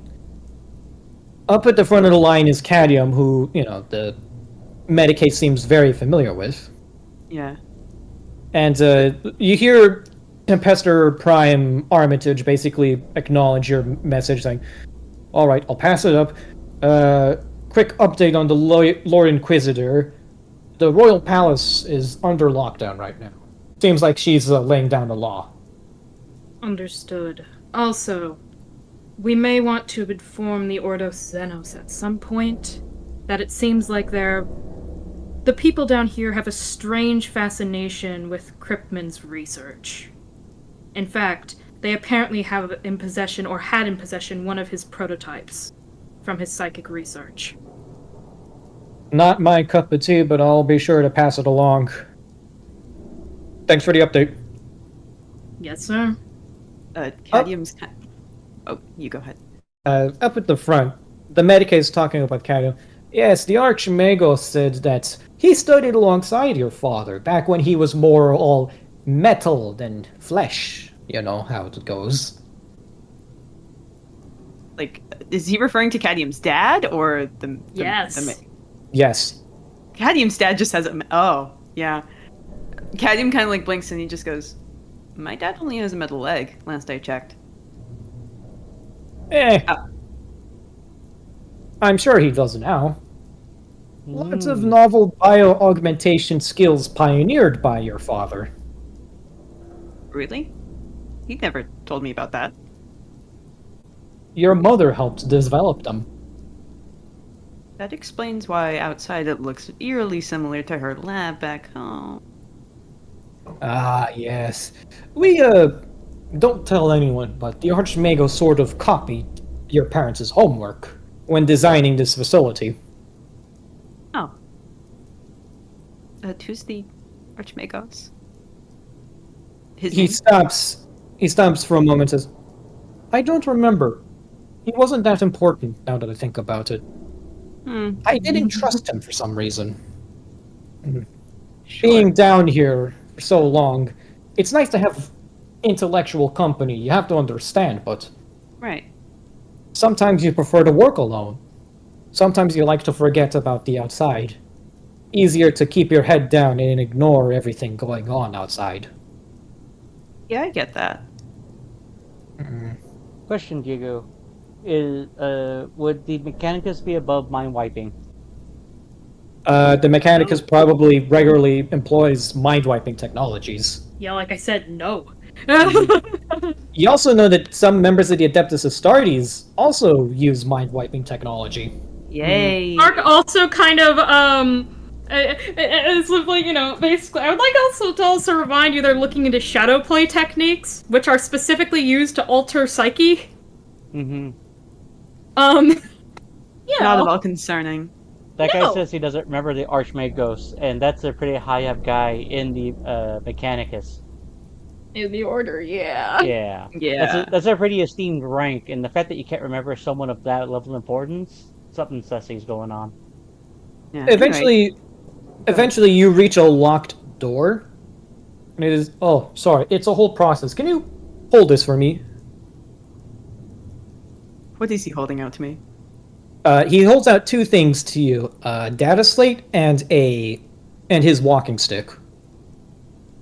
Sure. Cadmium will just carefully take both of them in his little metal grippies. Please tell me Cadmium immediately data transfers everything on that data slate to his own. Oh, of course. I figured you were going to do that. We were talking about. Yeah. You Cadmium's see- data slate is in his arm. He just does that. You see Whenever he the- holds a data slate. You see the Medicaid start rhythmically tapping certain sections of the wall next to him, and you see a massive cogitator bank sort of drop down from the ceiling, and he starts typing away at the keyboard, basically entering sacred Axis command options. Cadmium watches. Because he has total recall. I have total recall. But also Cadmium kind of just like subtly asks, he kind of just starts like yapping as he does. And he goes, by the way, if you wanted to know, my parents on Mars are doing pretty good. They're surgeons. Oh, Now. good for them. They definitely have experience needed for it. They were the surgeons who put in all of my cybernetics. Yes, they also put in their own cybernetics themselves. That's what I've heard. Very brave thing to do, testing out your own augmentation procedures on yourself. Yeah. Surprised really they were know. allowed. I was surprised they were allowed to grow that much synth skin. Cadmium doesn't make a comment on that, but he like glances back to ZZ, kind of just like, "Are you listening to this guy? What the fuck did he just mean? What the fuck does he mean?" Art kind of like nudges Cadmium and basically pulls at like the synth skin that's on him, which his is always colored green, but it technically can match your skin, and basically taps his bodysuit. That as if to say, "This is what synth skin is." Cadmium knows what it is, but when that guy just said that his parents had sin skin, Cadmium's just like, "What?" Like And that they- that's the look he's giving back at the party. And they grew a lot of it too. And they grew a lot of it too. And Cadmium's kind of like looking back at the party like, "What?" Like he like in a little bit in disbelief. He's kind of just like, "Oh, okay." So, Ark So- leans into Cadmium and just whispers, "I think heretical technology may run in your family." Don't say that out Um, loud. And then from there, Grant's gonna go, cybernetic organism with living tissue over a hyperalloy endoskeleton. what? Oh, yes. He points towards Cadmium. Parents. What? So, Cadmium, your parents probably not as human as you were led to believe. Cadmium looks like he's about to have a brain aneurysm, but his cybernetics art physically will not let him. So, Or Cadmium. do you look at what the data slate says? Yeah. Turn to page 13. Oh, bye. I will read this out loud for everyone who's not on the slide. To Research Facility Cairo Omega from Redacted, sent via Astropath Transmission 999.999.m41. Priority alert to all relevant tech brothers and sisters of the fraternity. Communication with your facility has been lost, severed, denied. Report status of Project Chimeras immediately. Ordo Hereticus activity threatens operational security. Priority subject Gladius, the same one that we saw records of on Zaith, believed en route to your facility. That's Failure Cadmium. to yeah, I know that's Cadmium. Failure to report will be treated as hostile action, insubordination, proof of techno-heretical intent. Attached response sent via astropathic transmission. Date unknown. Ludland Zeta 076 reporting. Research facility Cairo Omega functioning normally. Communication ceased to avoid detection by Ordo Xenos. Research specimens for Project Chimeras received in optimal conditions. Preliminary trials most promising. Local planetary authorities cooperative, governor loyal to our righteous cause. Containment of specimens absolute. Possibility of containment breach non-existent. Failed experiments terminated. Possibility of containment breach non-existent. Non-essential personnel/laymen terminated. Possibility of containment breach non-existent. Facility lockdown in effect. Possibility of containment breach non-existent. Communications blackout in effect. Project Chimeras on schedule. Priority subject Gladius Cadmium irrelevant. Ordo Hereticus irrelevant. Local population of Fenring Primus irrelevant. Before the Omnissiah's designs, all are irrelevant. Do not interfere. Cadmium will temporarily not share this with the party. Yet. Yes. Yes. Okay. Yes. Yeah, he Yeah. reads it, and then he turns his own data slate off because he was reading it off of his data Wow. slate. It's supposed to be for tomorrow.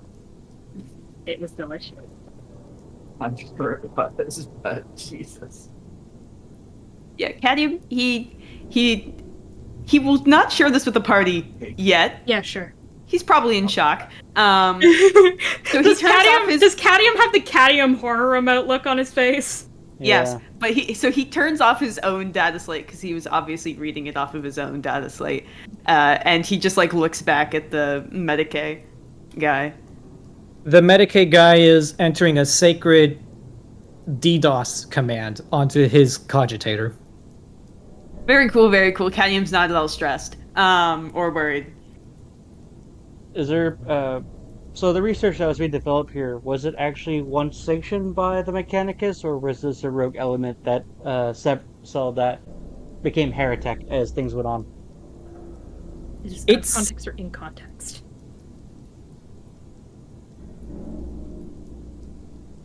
What The was that? plot is Sorry. becoming thicker than Shakira at this point. Well, did you say that in character or out of character? I asked it in character. Okay. Are you asking that to the Medicaid or the party in general? Medicaid. He looks up and says, "Oh no, everything's allowed. We had our orders. We thought they were stupid. We had new orders. Those ones were fun. Can I have my stuff back, please, Mr. Light, Junior?" Yeah. Yes. Cadmium will hand it back.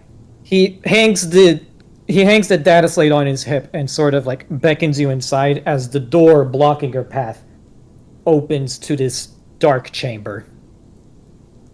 Yeah, cool. Let's go in. It's not a little scary, guys. Cadmium's not at all worried. There's I nothing think wrong it's with quite him. funny, by the way, how we have a Gladius and a Gradius.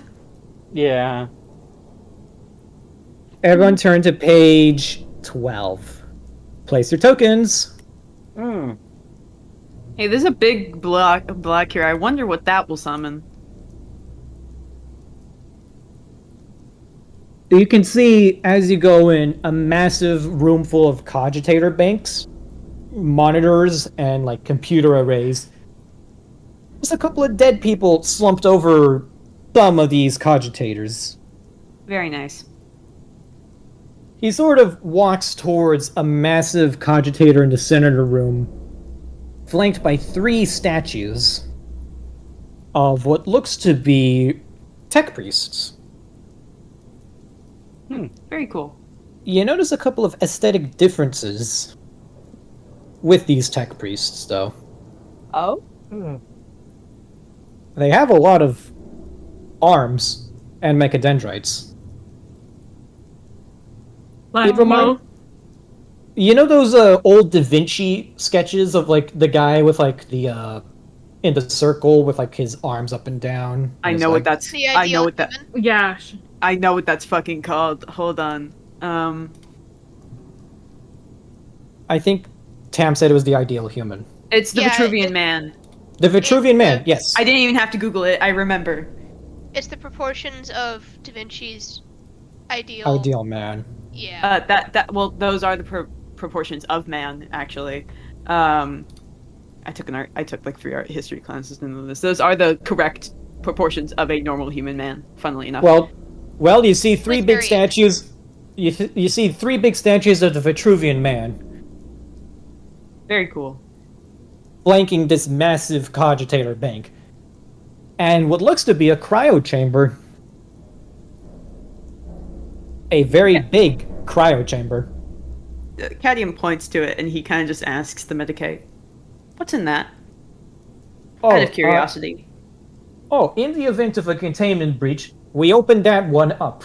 He takes care of the mess. What is he? He looks at it and says, "I don't know. We never opened it." All right. That's not concerning. Concern is relative. He Yeah, starts I'm not- tapping I'm away not at the He starts tapping away at the cogitator. Make yourselves comfortable, friends. more will come here shortly to explain situation. More? I was the last one left here, yes. But operation is planetary. I am but a humble medicae. I am not the one you need to speak to. Right. All will make sense. All will be explained. And he sort of keeps tapping away at the cogitator banks. Hmm. I just spat on my computer. Oh.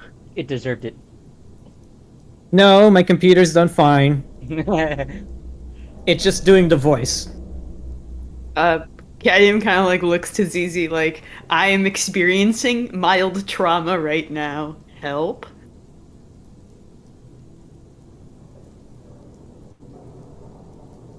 Sam, Yes. did you hear what I said? Yes, I did hear what you said. I'm trying to figure out how to respond. Okay. Ah. Zizi, you can feel the nervousness radiating off of Cadium. Like your third eye tingles with how stressed he is. He's sweating. He's not supposed to be capable of doing that. Zizi's gonna wrap an arm around Cadium's shoulders. It's okay, Seedling. So, you guys are in this deep, dark, creepy facility. What do you guys do? Grant's gonna go. Cadium, what was on that data slate? Cadium is radiating more nervous energy. Cadium goes, right, yeah. And he pulls it up very slowly, like he doesn't wanna, on his own data slate into his arm, and he holds out his arm for Grant to read it very, very slowly, as if he's stalling, because Cadium is a terrible fucking liar, and he also is not the best at hiding things, which is funny because he managed to hide him being a heretic for 23 years of his life while living on literal Mars. Mark kind of looks over Grant, stands on his tiptoes, looks over Grant's shoulder, and just kind of reads through it. Hey, on the bright side. Art kind of claps him on the shoulder. Sorry for threatening you. Apparently you're irrelevant. Thanks. Does that mean you're not gonna shoot me? Art kind of shrugs. I mean, not a point now, is there? It's either the heretics do, the Inquisitor does, or potential chaos forces. So either way, you're getting Fantastic. shot in some way, shape, or form. That's great. Grant. One name sticks out to you on this data slate. Ludland Zeta 076. There's a House Ludland under investigation right now. And then from there, I'm just gonna go. Things are starting to rhyme. Ludland. The Medicaid stops typing and he looks at you and says, "What did you say?" Ludland is currently being under investigation by the Inquisition. Zeta 076? Yes. Oh. There's not much of him left to investigate. He's dead. Oh. Oh. Did he happen to die on the surface of Zaith? No. I've never heard of Zaith. What did happen to him? I remember I hated him. I had good ideas. Lots of good ideas. But the Archmagos always said no. He looks back to you and says, I think I pushed him into the enclosure. Very cool. Thanks. So, upon For- reading the data slate, I'm going to turn to Cadium. It kind of goes, so Cadium, your parents were involved with very nefarious research, and apparently the Chaos is also in on it in some way, shape, or form. My rival. Yeah, I've noticed. Yeah, I've noticed. Thank you. Thanks, boss. Mhm. This is not at all worrying. My parents definitely have told me this stuff. Yeah, Mm. You yeah. want to hold my hand? Yes. The So, the yeah. explorer and the navigator hold hands. They hold hands, and Cadium is sweating. He's not supposed to sweat. He does not have Mhm. external sweat glands. That's weird. But he's kind of just like, yeah. At this My point, my parents Okay, didn't tell me about Cad. this. My parents didn't tell me about this. Oh, oh. They at this clearly did point, not one want of you to the know. oh, sorry, yeah. That was it. Can you say that again, Will? They clearly did not want you to know. Oh, really? I had no idea. Thanks, boss. Mm-hmm. At this point, one of the cogitators in the room starts blinking to life.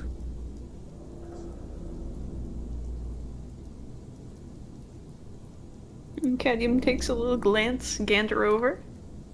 The text is heavily encrypted, and not in standard technolingua lingua. This is a different encryption altogether. Hey, Diego. Yes. I can spend a fate point to succeed at any cipher's lore or logic test in the minimum amount of time required. Can I spend one and immediately decode what the hell that says? You crack your knuckles. You observe the floating runes. Child's play. As the Medicae is performing unknown commands on the big cogitator, because you guys didn't ask what he's doing, Ark goes to the flickering cogitator over here and starts tapping away.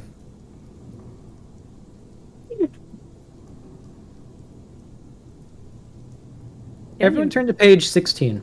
Oh boy.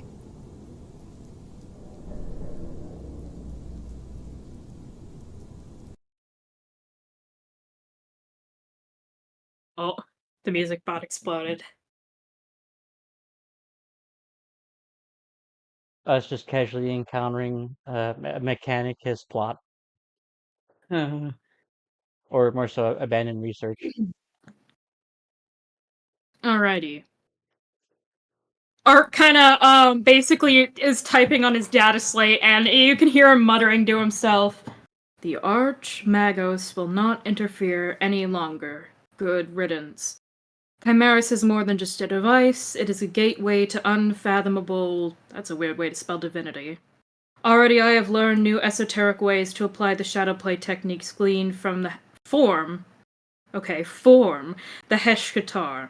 Such fascinating creatures. They gave me the tools I'll need to do away with the fraternity.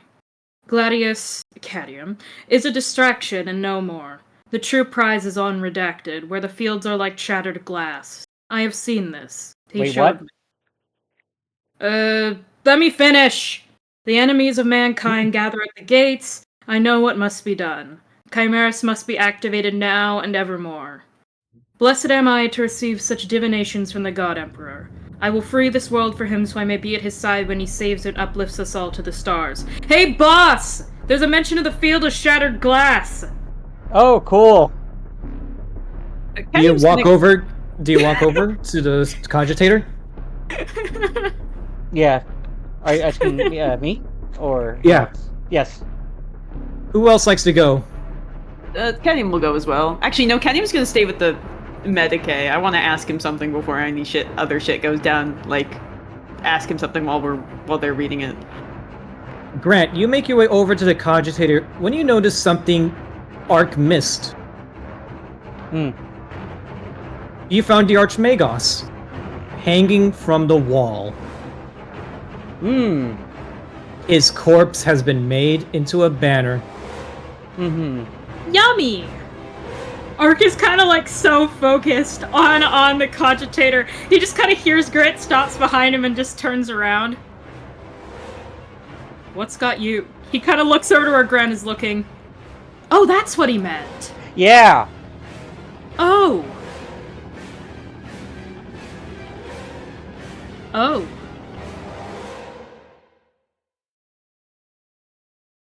I don't think. Have you ever heard of the cult of the bladed cog? No. No. Nope.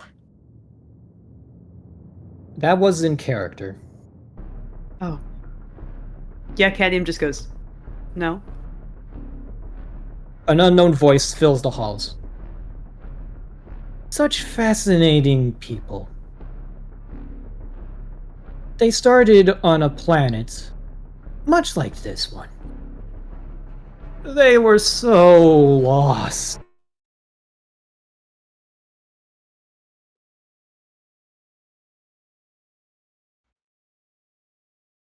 You see,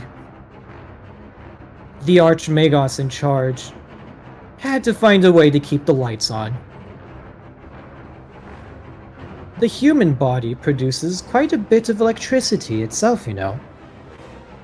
So he looked to the people of the planet and he put them into his machines and used them as batteries. Oh, so many people came in, and so many dried out husks walked out. Riots filled the streets, and chaos reigned.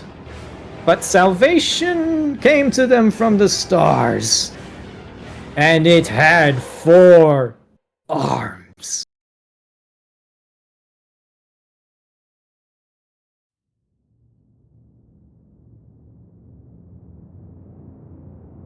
We have been waiting, sleeping, dreaming. We're so full of love. The galaxy is so cruel and harsh. But the cult of the bladed cog welcomes all with open arms. We would never hurt you. We would never do you harm. Come in close so we may kiss you. Join us. Join us. Join us. Grant, you whip around the corner, pistol drawn, and you see a tech priest impaled on multiple spikes, speaking through a broken voice box that isn't his own. I see you. I see you. He told me you'd come. Thank you for walking into our trap. We have so much love to give to you. So much time. This planet will be ours. And our gods will come from above.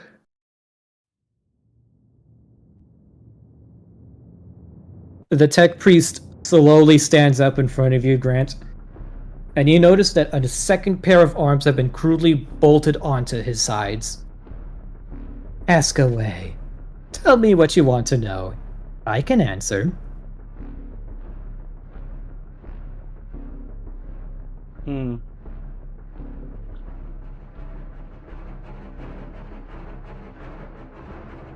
I am trying to think of a question right now. Give me a moment.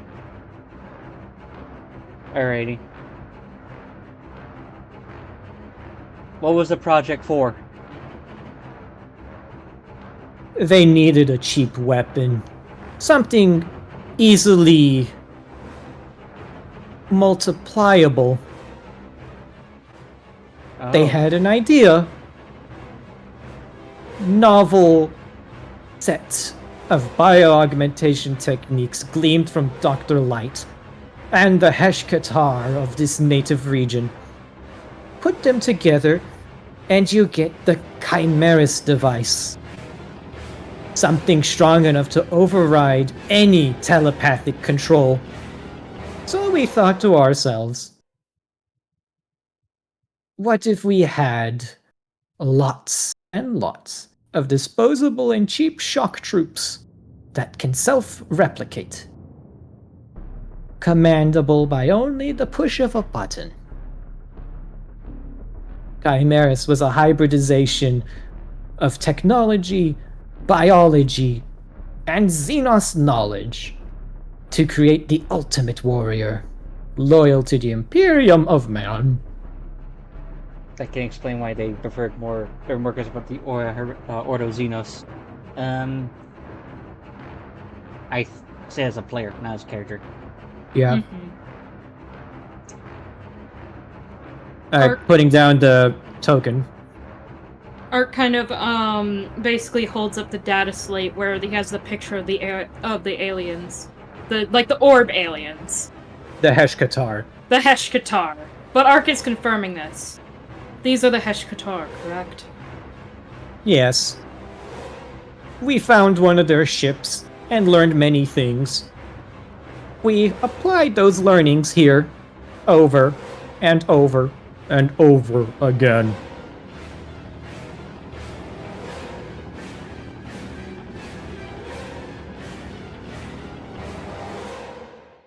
Hmm.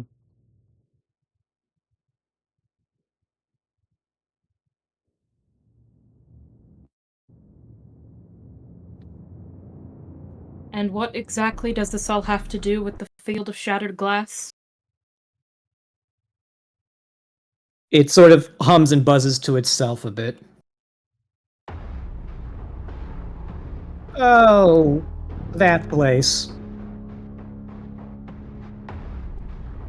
Vitria.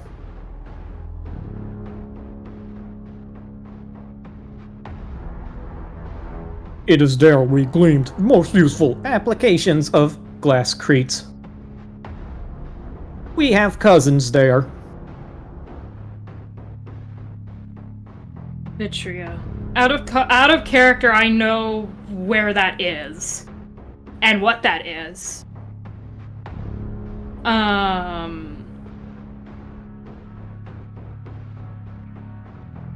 Art kinda, like, basically blinks a few times.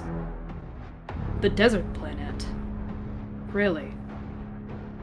It was once a dead planet.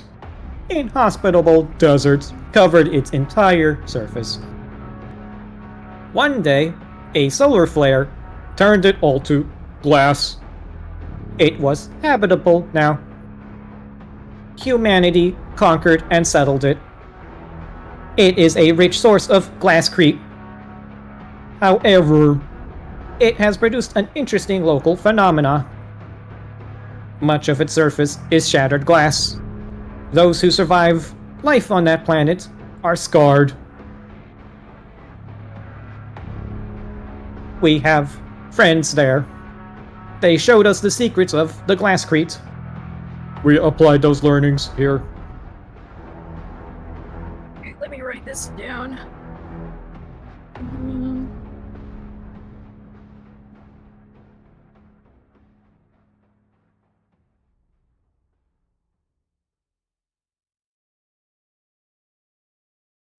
Skid. Yes. Tam. It's the call to the bladed gear, correct, Diego? The bladed cog. Bladed cog. I was close. You there, Tam? Yeah, I'm here. You two are you're basically trying to help Cadium with his panic attack. And that's when you notice the Medicaid's looking at you both. Cadium kind of like looks up at the Medicaid. I remember now. I remember now. You do? Remember what? We were working with very esoteric species here. Very difficult creatures to obtain. A rogue trader helped us acquire a number of them. They breached containment. Turns out, using Project Chimeras on our contingency protocol was a bad idea. He looks towards the cryopod. That is all that is left. I'm sorry, but I remember why I'm here.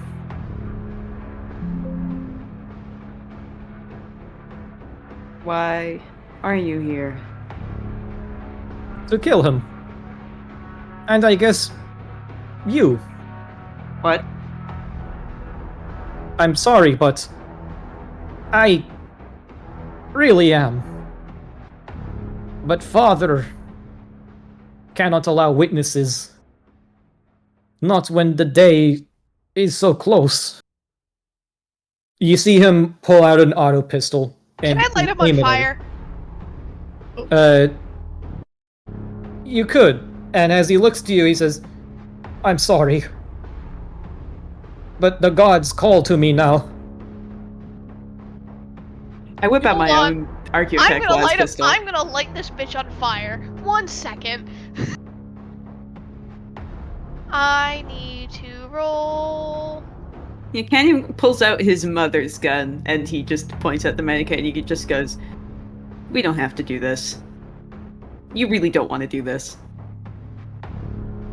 I'm putting his picture up in enemy NPCs. Oh.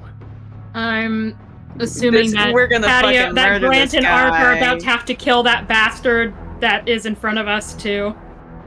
I'm gonna shoot this guy with my mom's own fucking gun. I would recommend you back off right now before you suffer pain worse than death. Yeah, you really don't want to do this. I recommend you put that down. It's okay, friends. I won't be able to live long to ascend with the others. But at least I can give you that chance. You see him hit the release on his gun, and the magazine falls to the floor. I just need to keep you here so that the others can get here.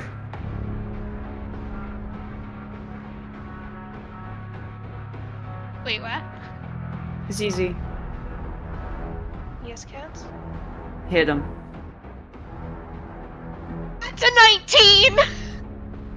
He looks to you, Kadim, and says, "It was nice to know you while I had the chance." And he is instantly set on fire and combusts. Do I have to roll damage? No, he rolls around and he runs around in circles, trying to put himself out, but he seems pretty resigned to his fate and dies. Yeah. Nice meeting you too. The biophagus is now dead. Meanwhile, the corrupted tech priest looks to Grant and Ark, as if expecting them to ask another question.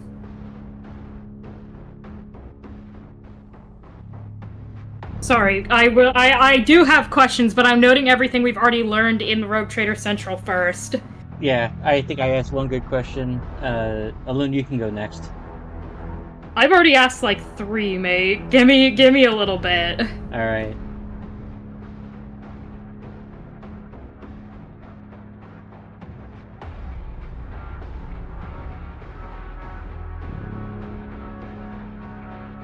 Grant, do you radio in a message to the Scions? Yes, I do. I radio them. We're going. We have contacts. Rogue Mechanicus.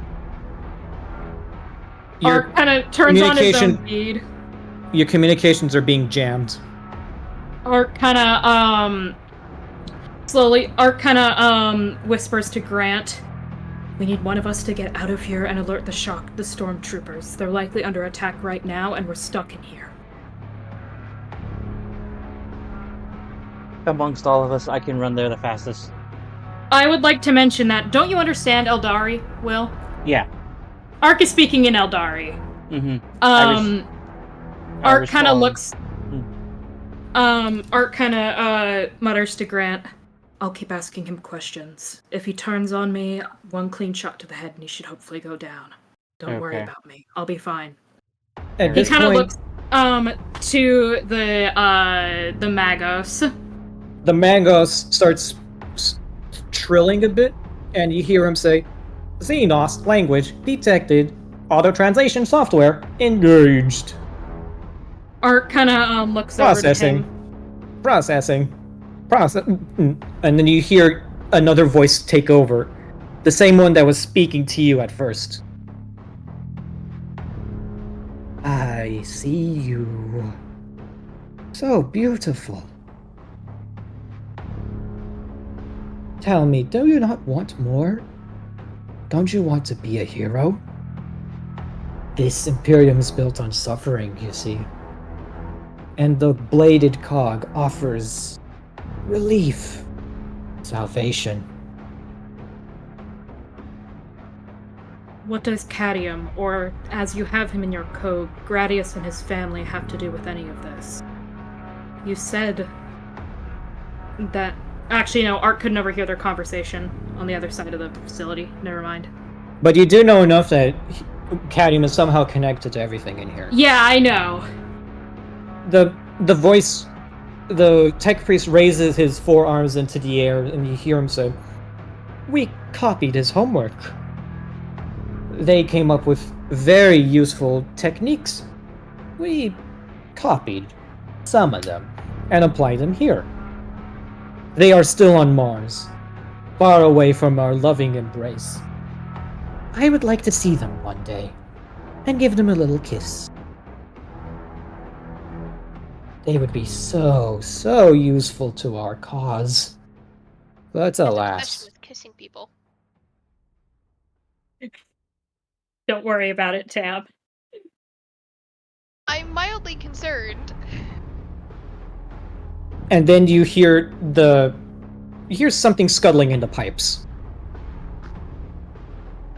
Art you see his ears, like, basically twitch as he, like, looks and starts beginning to track it with his eyes.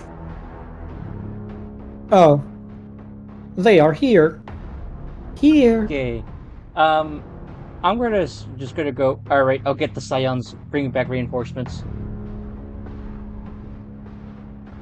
Yes, sir. So, I am going to run the way we came. Nyum! You're out the room.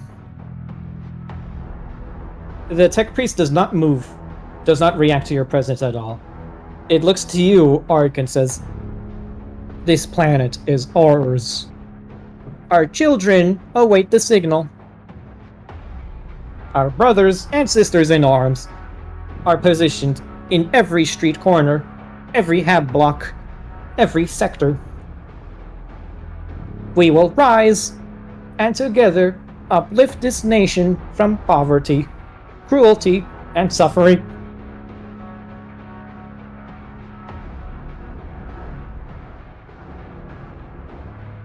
That's a fairly lofty claim. Wonders of the flesh and the machine combined produce miraculous results.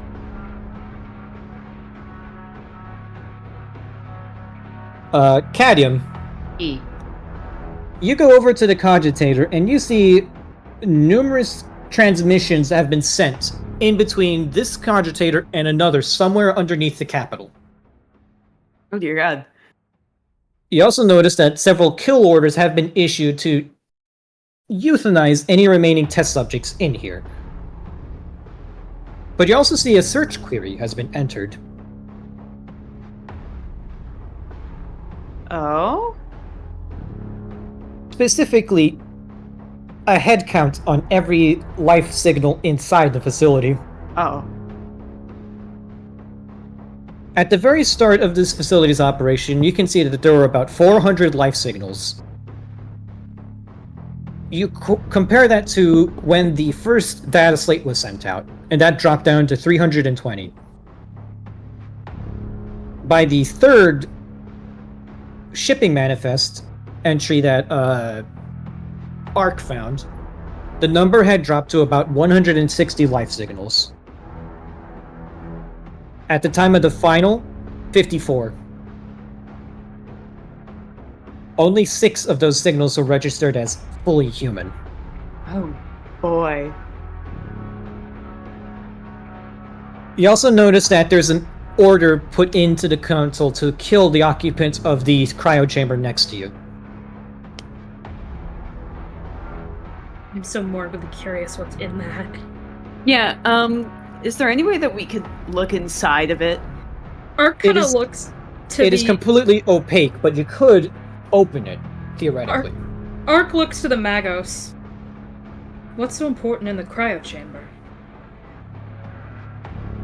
This Imperium is built on false hopes and legends. Heroes become oppressors. Oppressors become heroes. We manufactured our own. She came, and she cleansed this facility of all life.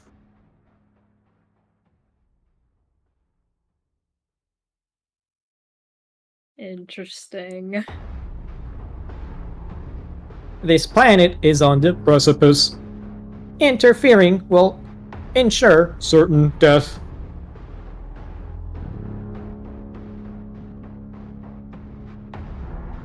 It slowly turns over to the cryopod chamber. The cult of the bladed cog requires that it be destroyed. No tolerance or any resistance to our goals. We are here to save you and embrace you.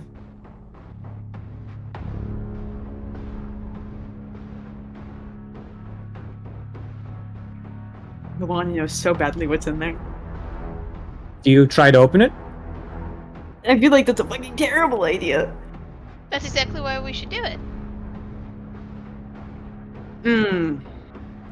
I'd like to consult the party first before I open it. Gang, how we feeling? Open it or not open it?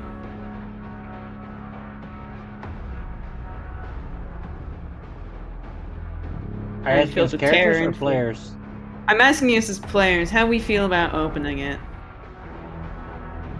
Yay or mean- nay? I mean, this is kind of like your character's like big moments, so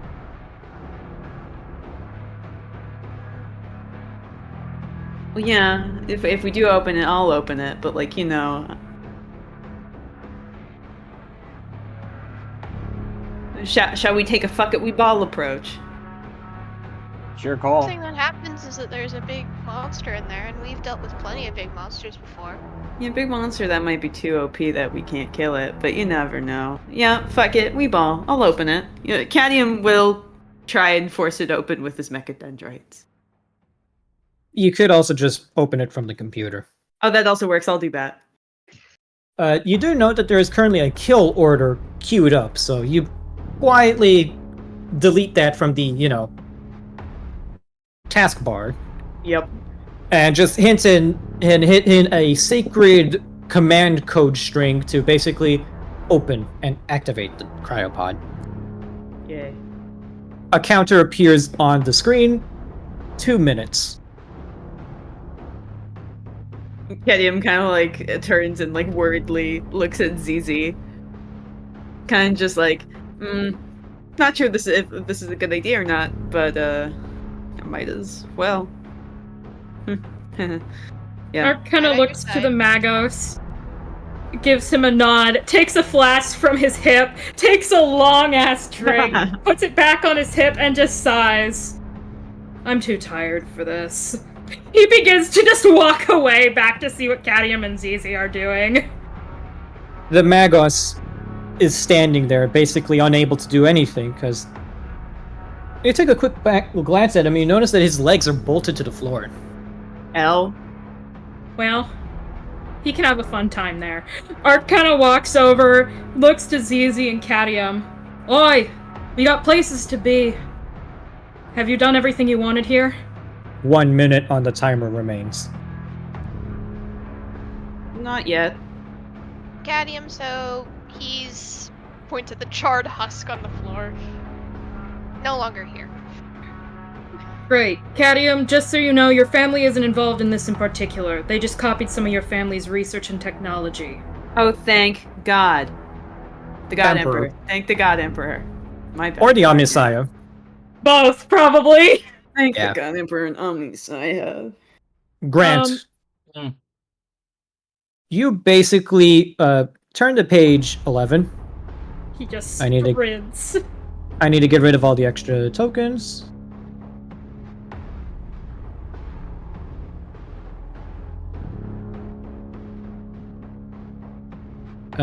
There's a lot less people down here than you remember there being.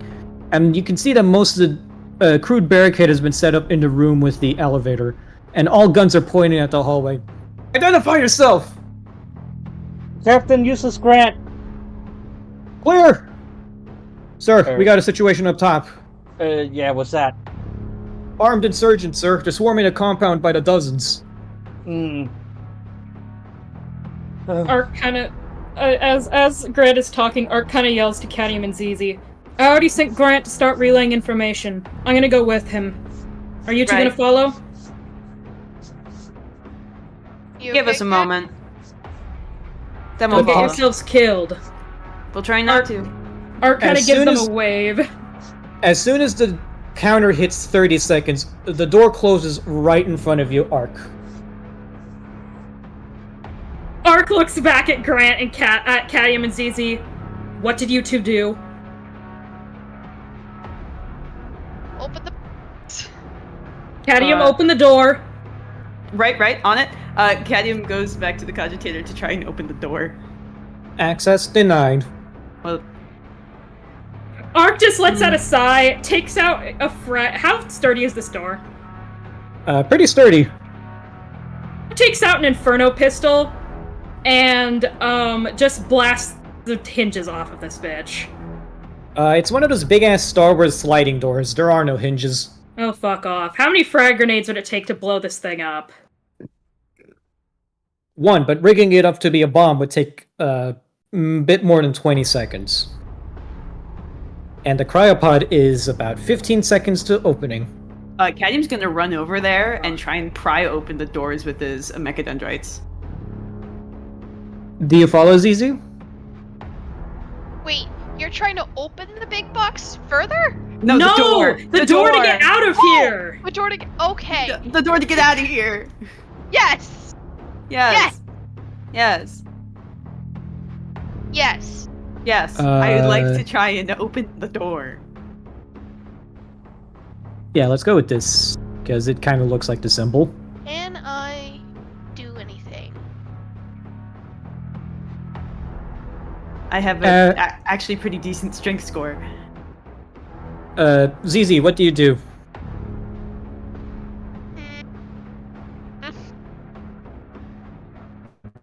I vote we let Skid roll to open the door. I actually would like to offer Skid the help action with that to give him a +10. Wahoo! I cannot help much at all. So you just Yay. stand there? No, I mean like I can help push, but I can't like help with stats. Just taking the help action is a flat +10 to the skill test. Yes, but I don't have the help. Does that No, you have mean the... No, everyone can do a Oh. help action. Okay, cool. I'm helping. If you have the skill, and in this case, everyone has a strength score. True. Yep, helping. As Helping? you... As Helping. Cadium... Is the music cutting out? Yes. Yes. Yeah, the music's gone. Disconnect. Don't worry, I'm currently using my own for the recording. That's fine, because this music is themed for the encounter. Mm-hmm. Nope, that's a bit too intense. Maybe fuck it, we balling isn't a good mindset to have in playing TTRPGs. I probably should have learned that when Jakoi rang that bell. I was gonna tell you not to do it, but I didn't want to take away your player agency. That's fair. I kind of want to do it, see what's in there. We're all curious, I'm sure. Command copy. Dash play. Command V. It's thinking. The app is thinking. There it is.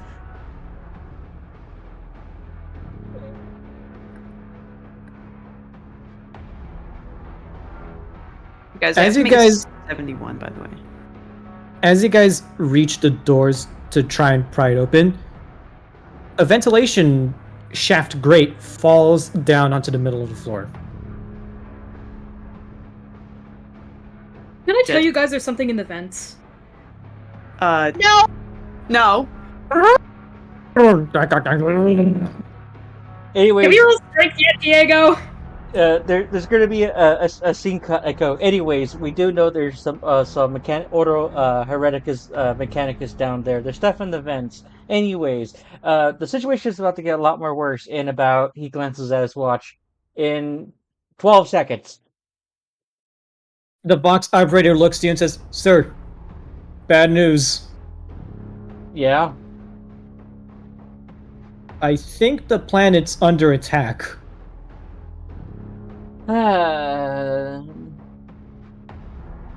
Back Aren't we into... able to fucking tell him that? If Cadium hadn't closed the door! I didn't mean to close the door. The Magos in the corner of the room starts frantically cheering. He's here, he's here, he's here, he's here, he's here, he's here, he's here, he's here, he's here, he's here, he's here, he's here. And then it stops and you hear him say, "Hello, brother." Shit. The three of you turn around, and in the middle of the room is a large, hulking Xenos form. 4 arms, armor plating carapace, ravenous teeth, and glowing red eyes. In Get 20 the door, seconds, get the have we door, not get been the able door, to get roll the door open. strength? Get the door. Get the door. Everyone turn to enemy NPCs. No. I stand by my point! Rounds in Rogue Trader are 6 seconds! Oh, Roll strength. Ah, yeah! Yes! guys, I have 2 fate points. I have to make a 71. That is a 62. 1 degree of Oh. success. 1 degree of success. You force open the first set of doors. First set. The Gene Stealer slowly crawls up to you all. Yes! Yeah, as a player, I know what this is, and I'm assuming in character, given my very high, I think plus 20 Forbidden Lore Xenos, I'm assuming Ark knows what this is too. We've all seen the Gene Stealer head in canon. I think we can all look at that and go, "Oh yeah, we know what that is." Ark. What's easy? Scale of 1 to 10. How fucked are we? Ark just pulls out an Inferno pistol and basically levels it directly at his head. Solid not- 3. Not that fucked.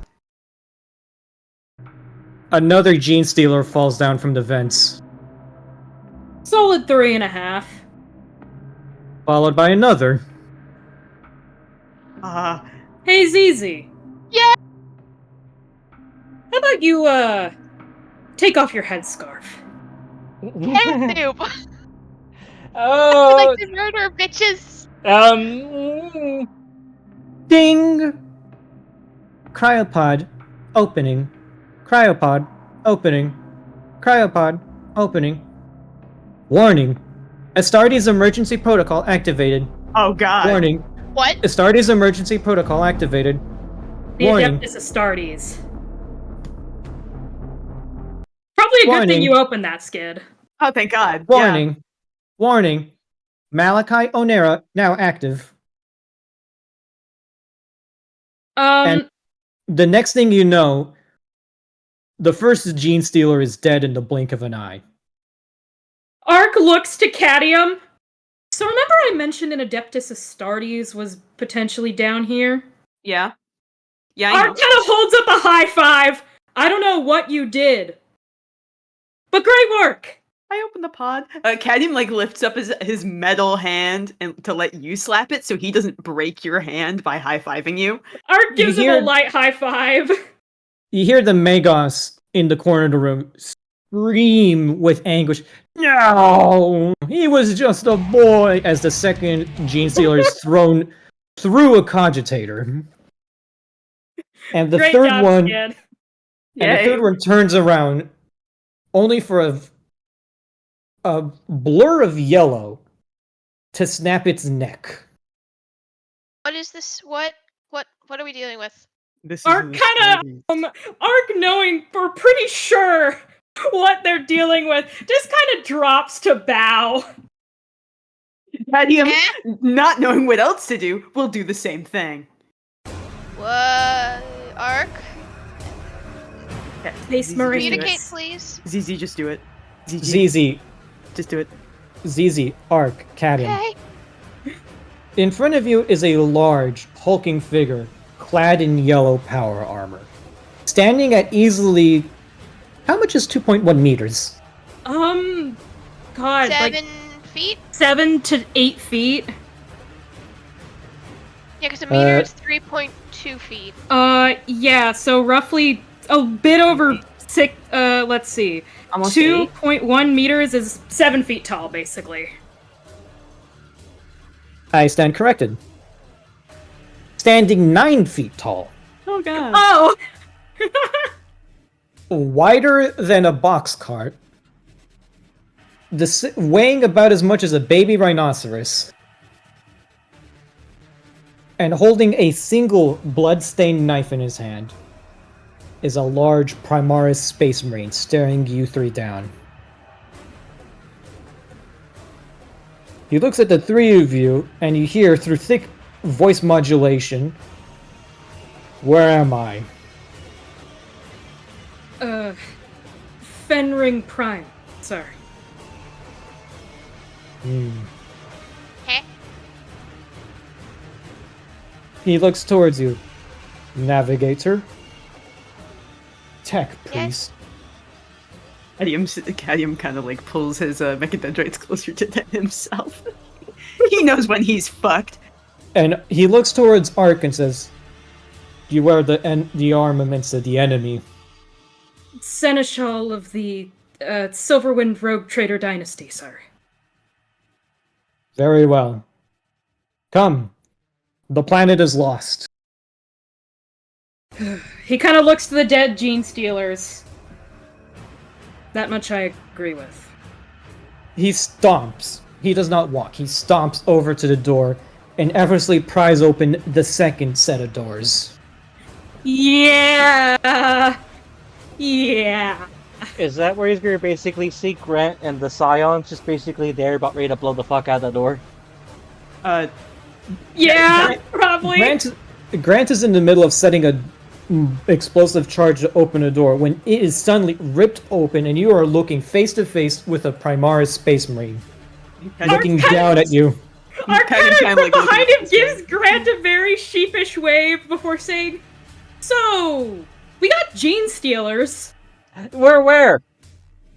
He kind of gestures to the three dead gene stealers behind him, and likely, if the tech priest from the cult is to be believed, everywhere on this planet. It's a Yeah. lost cause. Yeah, we are getting out of here. As I bow, my lord. He nods. "You are the rogue trader then?" Yes. "Good. Your ship will be required in evacuation."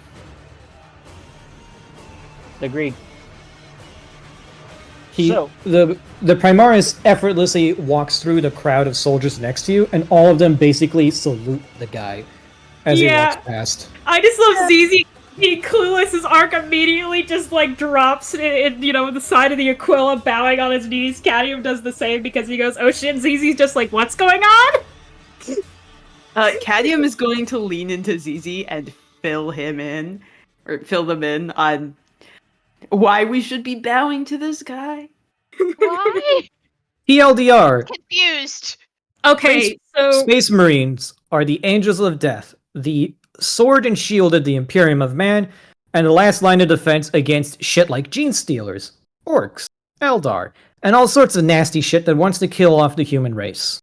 they are effectively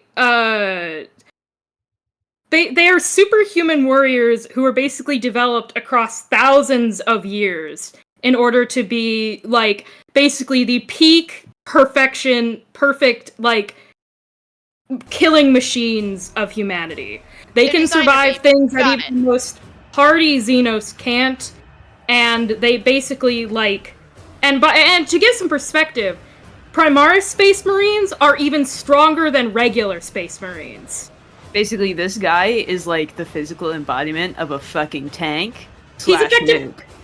nuke. Okay, so to describe this in D&D terms, Tam, call our characters roughly, 10th or 12th level. We're pretty strong, but we're not the best of the best. Space Marines surpass level 20. Oh wow. Yeah. You don't And they're- fuck with them.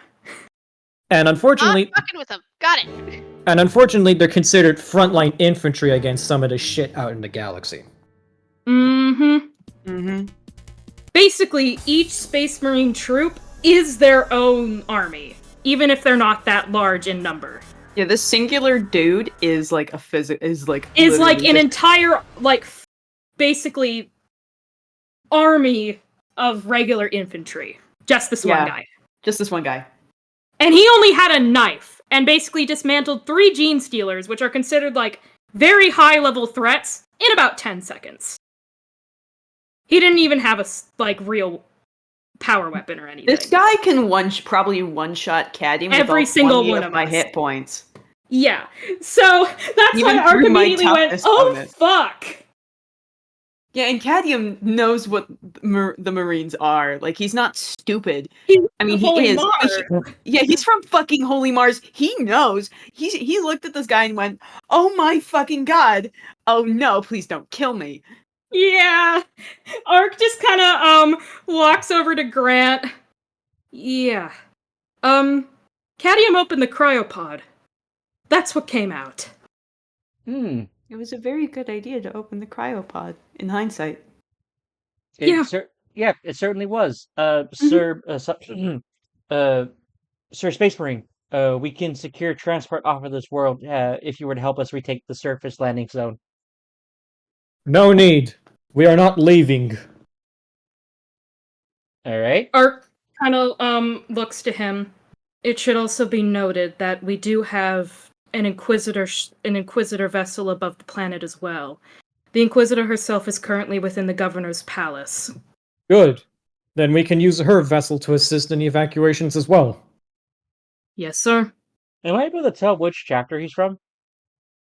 Yeah, he has a shield on his, I want to say, right side of his breastplate. Mm-hmm. Red and white checkered patterns, but his shoulder is pretty distinctive and identifiable. Oh my god, he's a Lamenter. People are Bleeding- moaning outside. Bleeding heart on a checkered field. I think that's a Lamenter? That is a Lamenter. Yeah. You guys, someone's moaning outside my townhouse. I mean, he's also wearing yellow, so... Yeah. I think they stopped. Thank fuck. Never mind, they're back at it. Ed, What am I supposed to fucking do about it? So effectively just pulling an image from Google. I have his character image. We're wrapping up in like 5. Cool. The Lamenter looks to the rest of your troop and says, "The people of this planet are at grave danger. A gene stealer cult has been unleashed upon its unknown populace. We must secure and save the innocent and evacuate the planet while we can."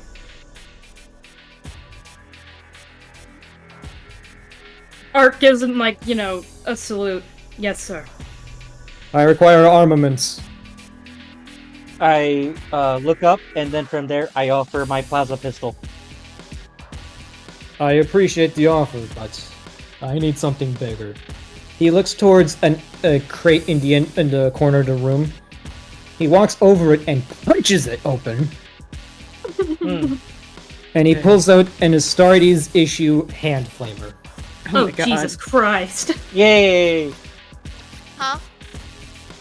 Flamethrower. So, Astartes weapons... So, a hand flamer for an Astartes is like a full-on, full-body heavy flamer for a regular infantry trooper. Huh. He has a massive flamethrower. Huh. And a knife. Gotcha. And a knife. Come, we will not be found wanting. For those we cherish, we gladly die. I must ask, have you found my brothers? No, sir. No. As far as we know, you're the only one down here. He sort of looks at you and... You can't see his face because he's wearing a fucking helmet, but... He looks pretty pissed. Then they shall suffer twice for their folly. Once by my blade, another by the flaming of the Emperor. Come, we have a planet to save. And he sort of... Superman. And he sort of like marches past everyone. He doesn't stop. Everyone moves out of the way for him. Let's go! Yeah, Cadium will just follow this guy. He's also hoping that he's not recognized in any way, because Cadium looks a lot like his dad and his mom. Like, he's very clearly there, kid. As they're kind of walking, Ark kind of falls in behind Grant and fills him in on the rest of the answers, and then clarifies. Also, Cadmium's parents aren't involved with this cult. They merely took their technology to use for their own benefit. So technological theft before, rather than being fully committed. Exactly. Tech theft. Oh. I'm still worried. Cadmium, Though, we're gonna need to discuss this thoroughly later. Right. Anyways, I look at him and I realize that he is probably not feeling too good right now. So I'm just gonna Cadmium looks incredibly shaken up.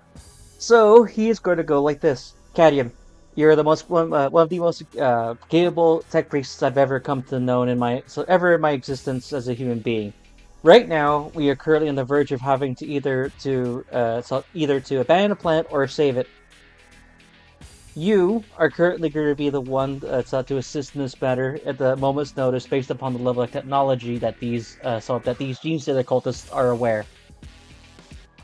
I need you to be on your best. Are you with us? Yes, I'm with you, boss. All right. Do you want an emotional support navigator? Yeah. Okay. I gotcha. Save the existentialism for after the battle. Got it? I'm very good at ignoring my existentialism, Captain. Sure Right. you are. I'm very good at it, ZZ. Is there like a switch that we can pull? For what? I'm kidding. About turning off his Hey. existentialism. I'm kidding. I don't say that in character. Okay. Cadmium definitely has ADHD. He will forget his existentialism once he actually gets to work on something. All right then. Cadmium is very existential all the time, and he ignores it through his work. That's why he's a horrible workaholic. All right then. So let's get to work. As I draw my Kaza pistol.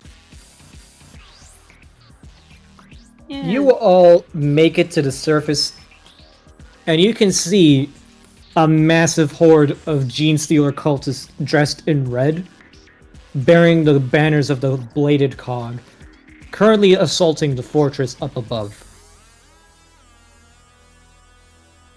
The Lamenter looks at you all and says, "Brothers, the day will be long, and the battles will be hard. There will be losses, but victory is within hand."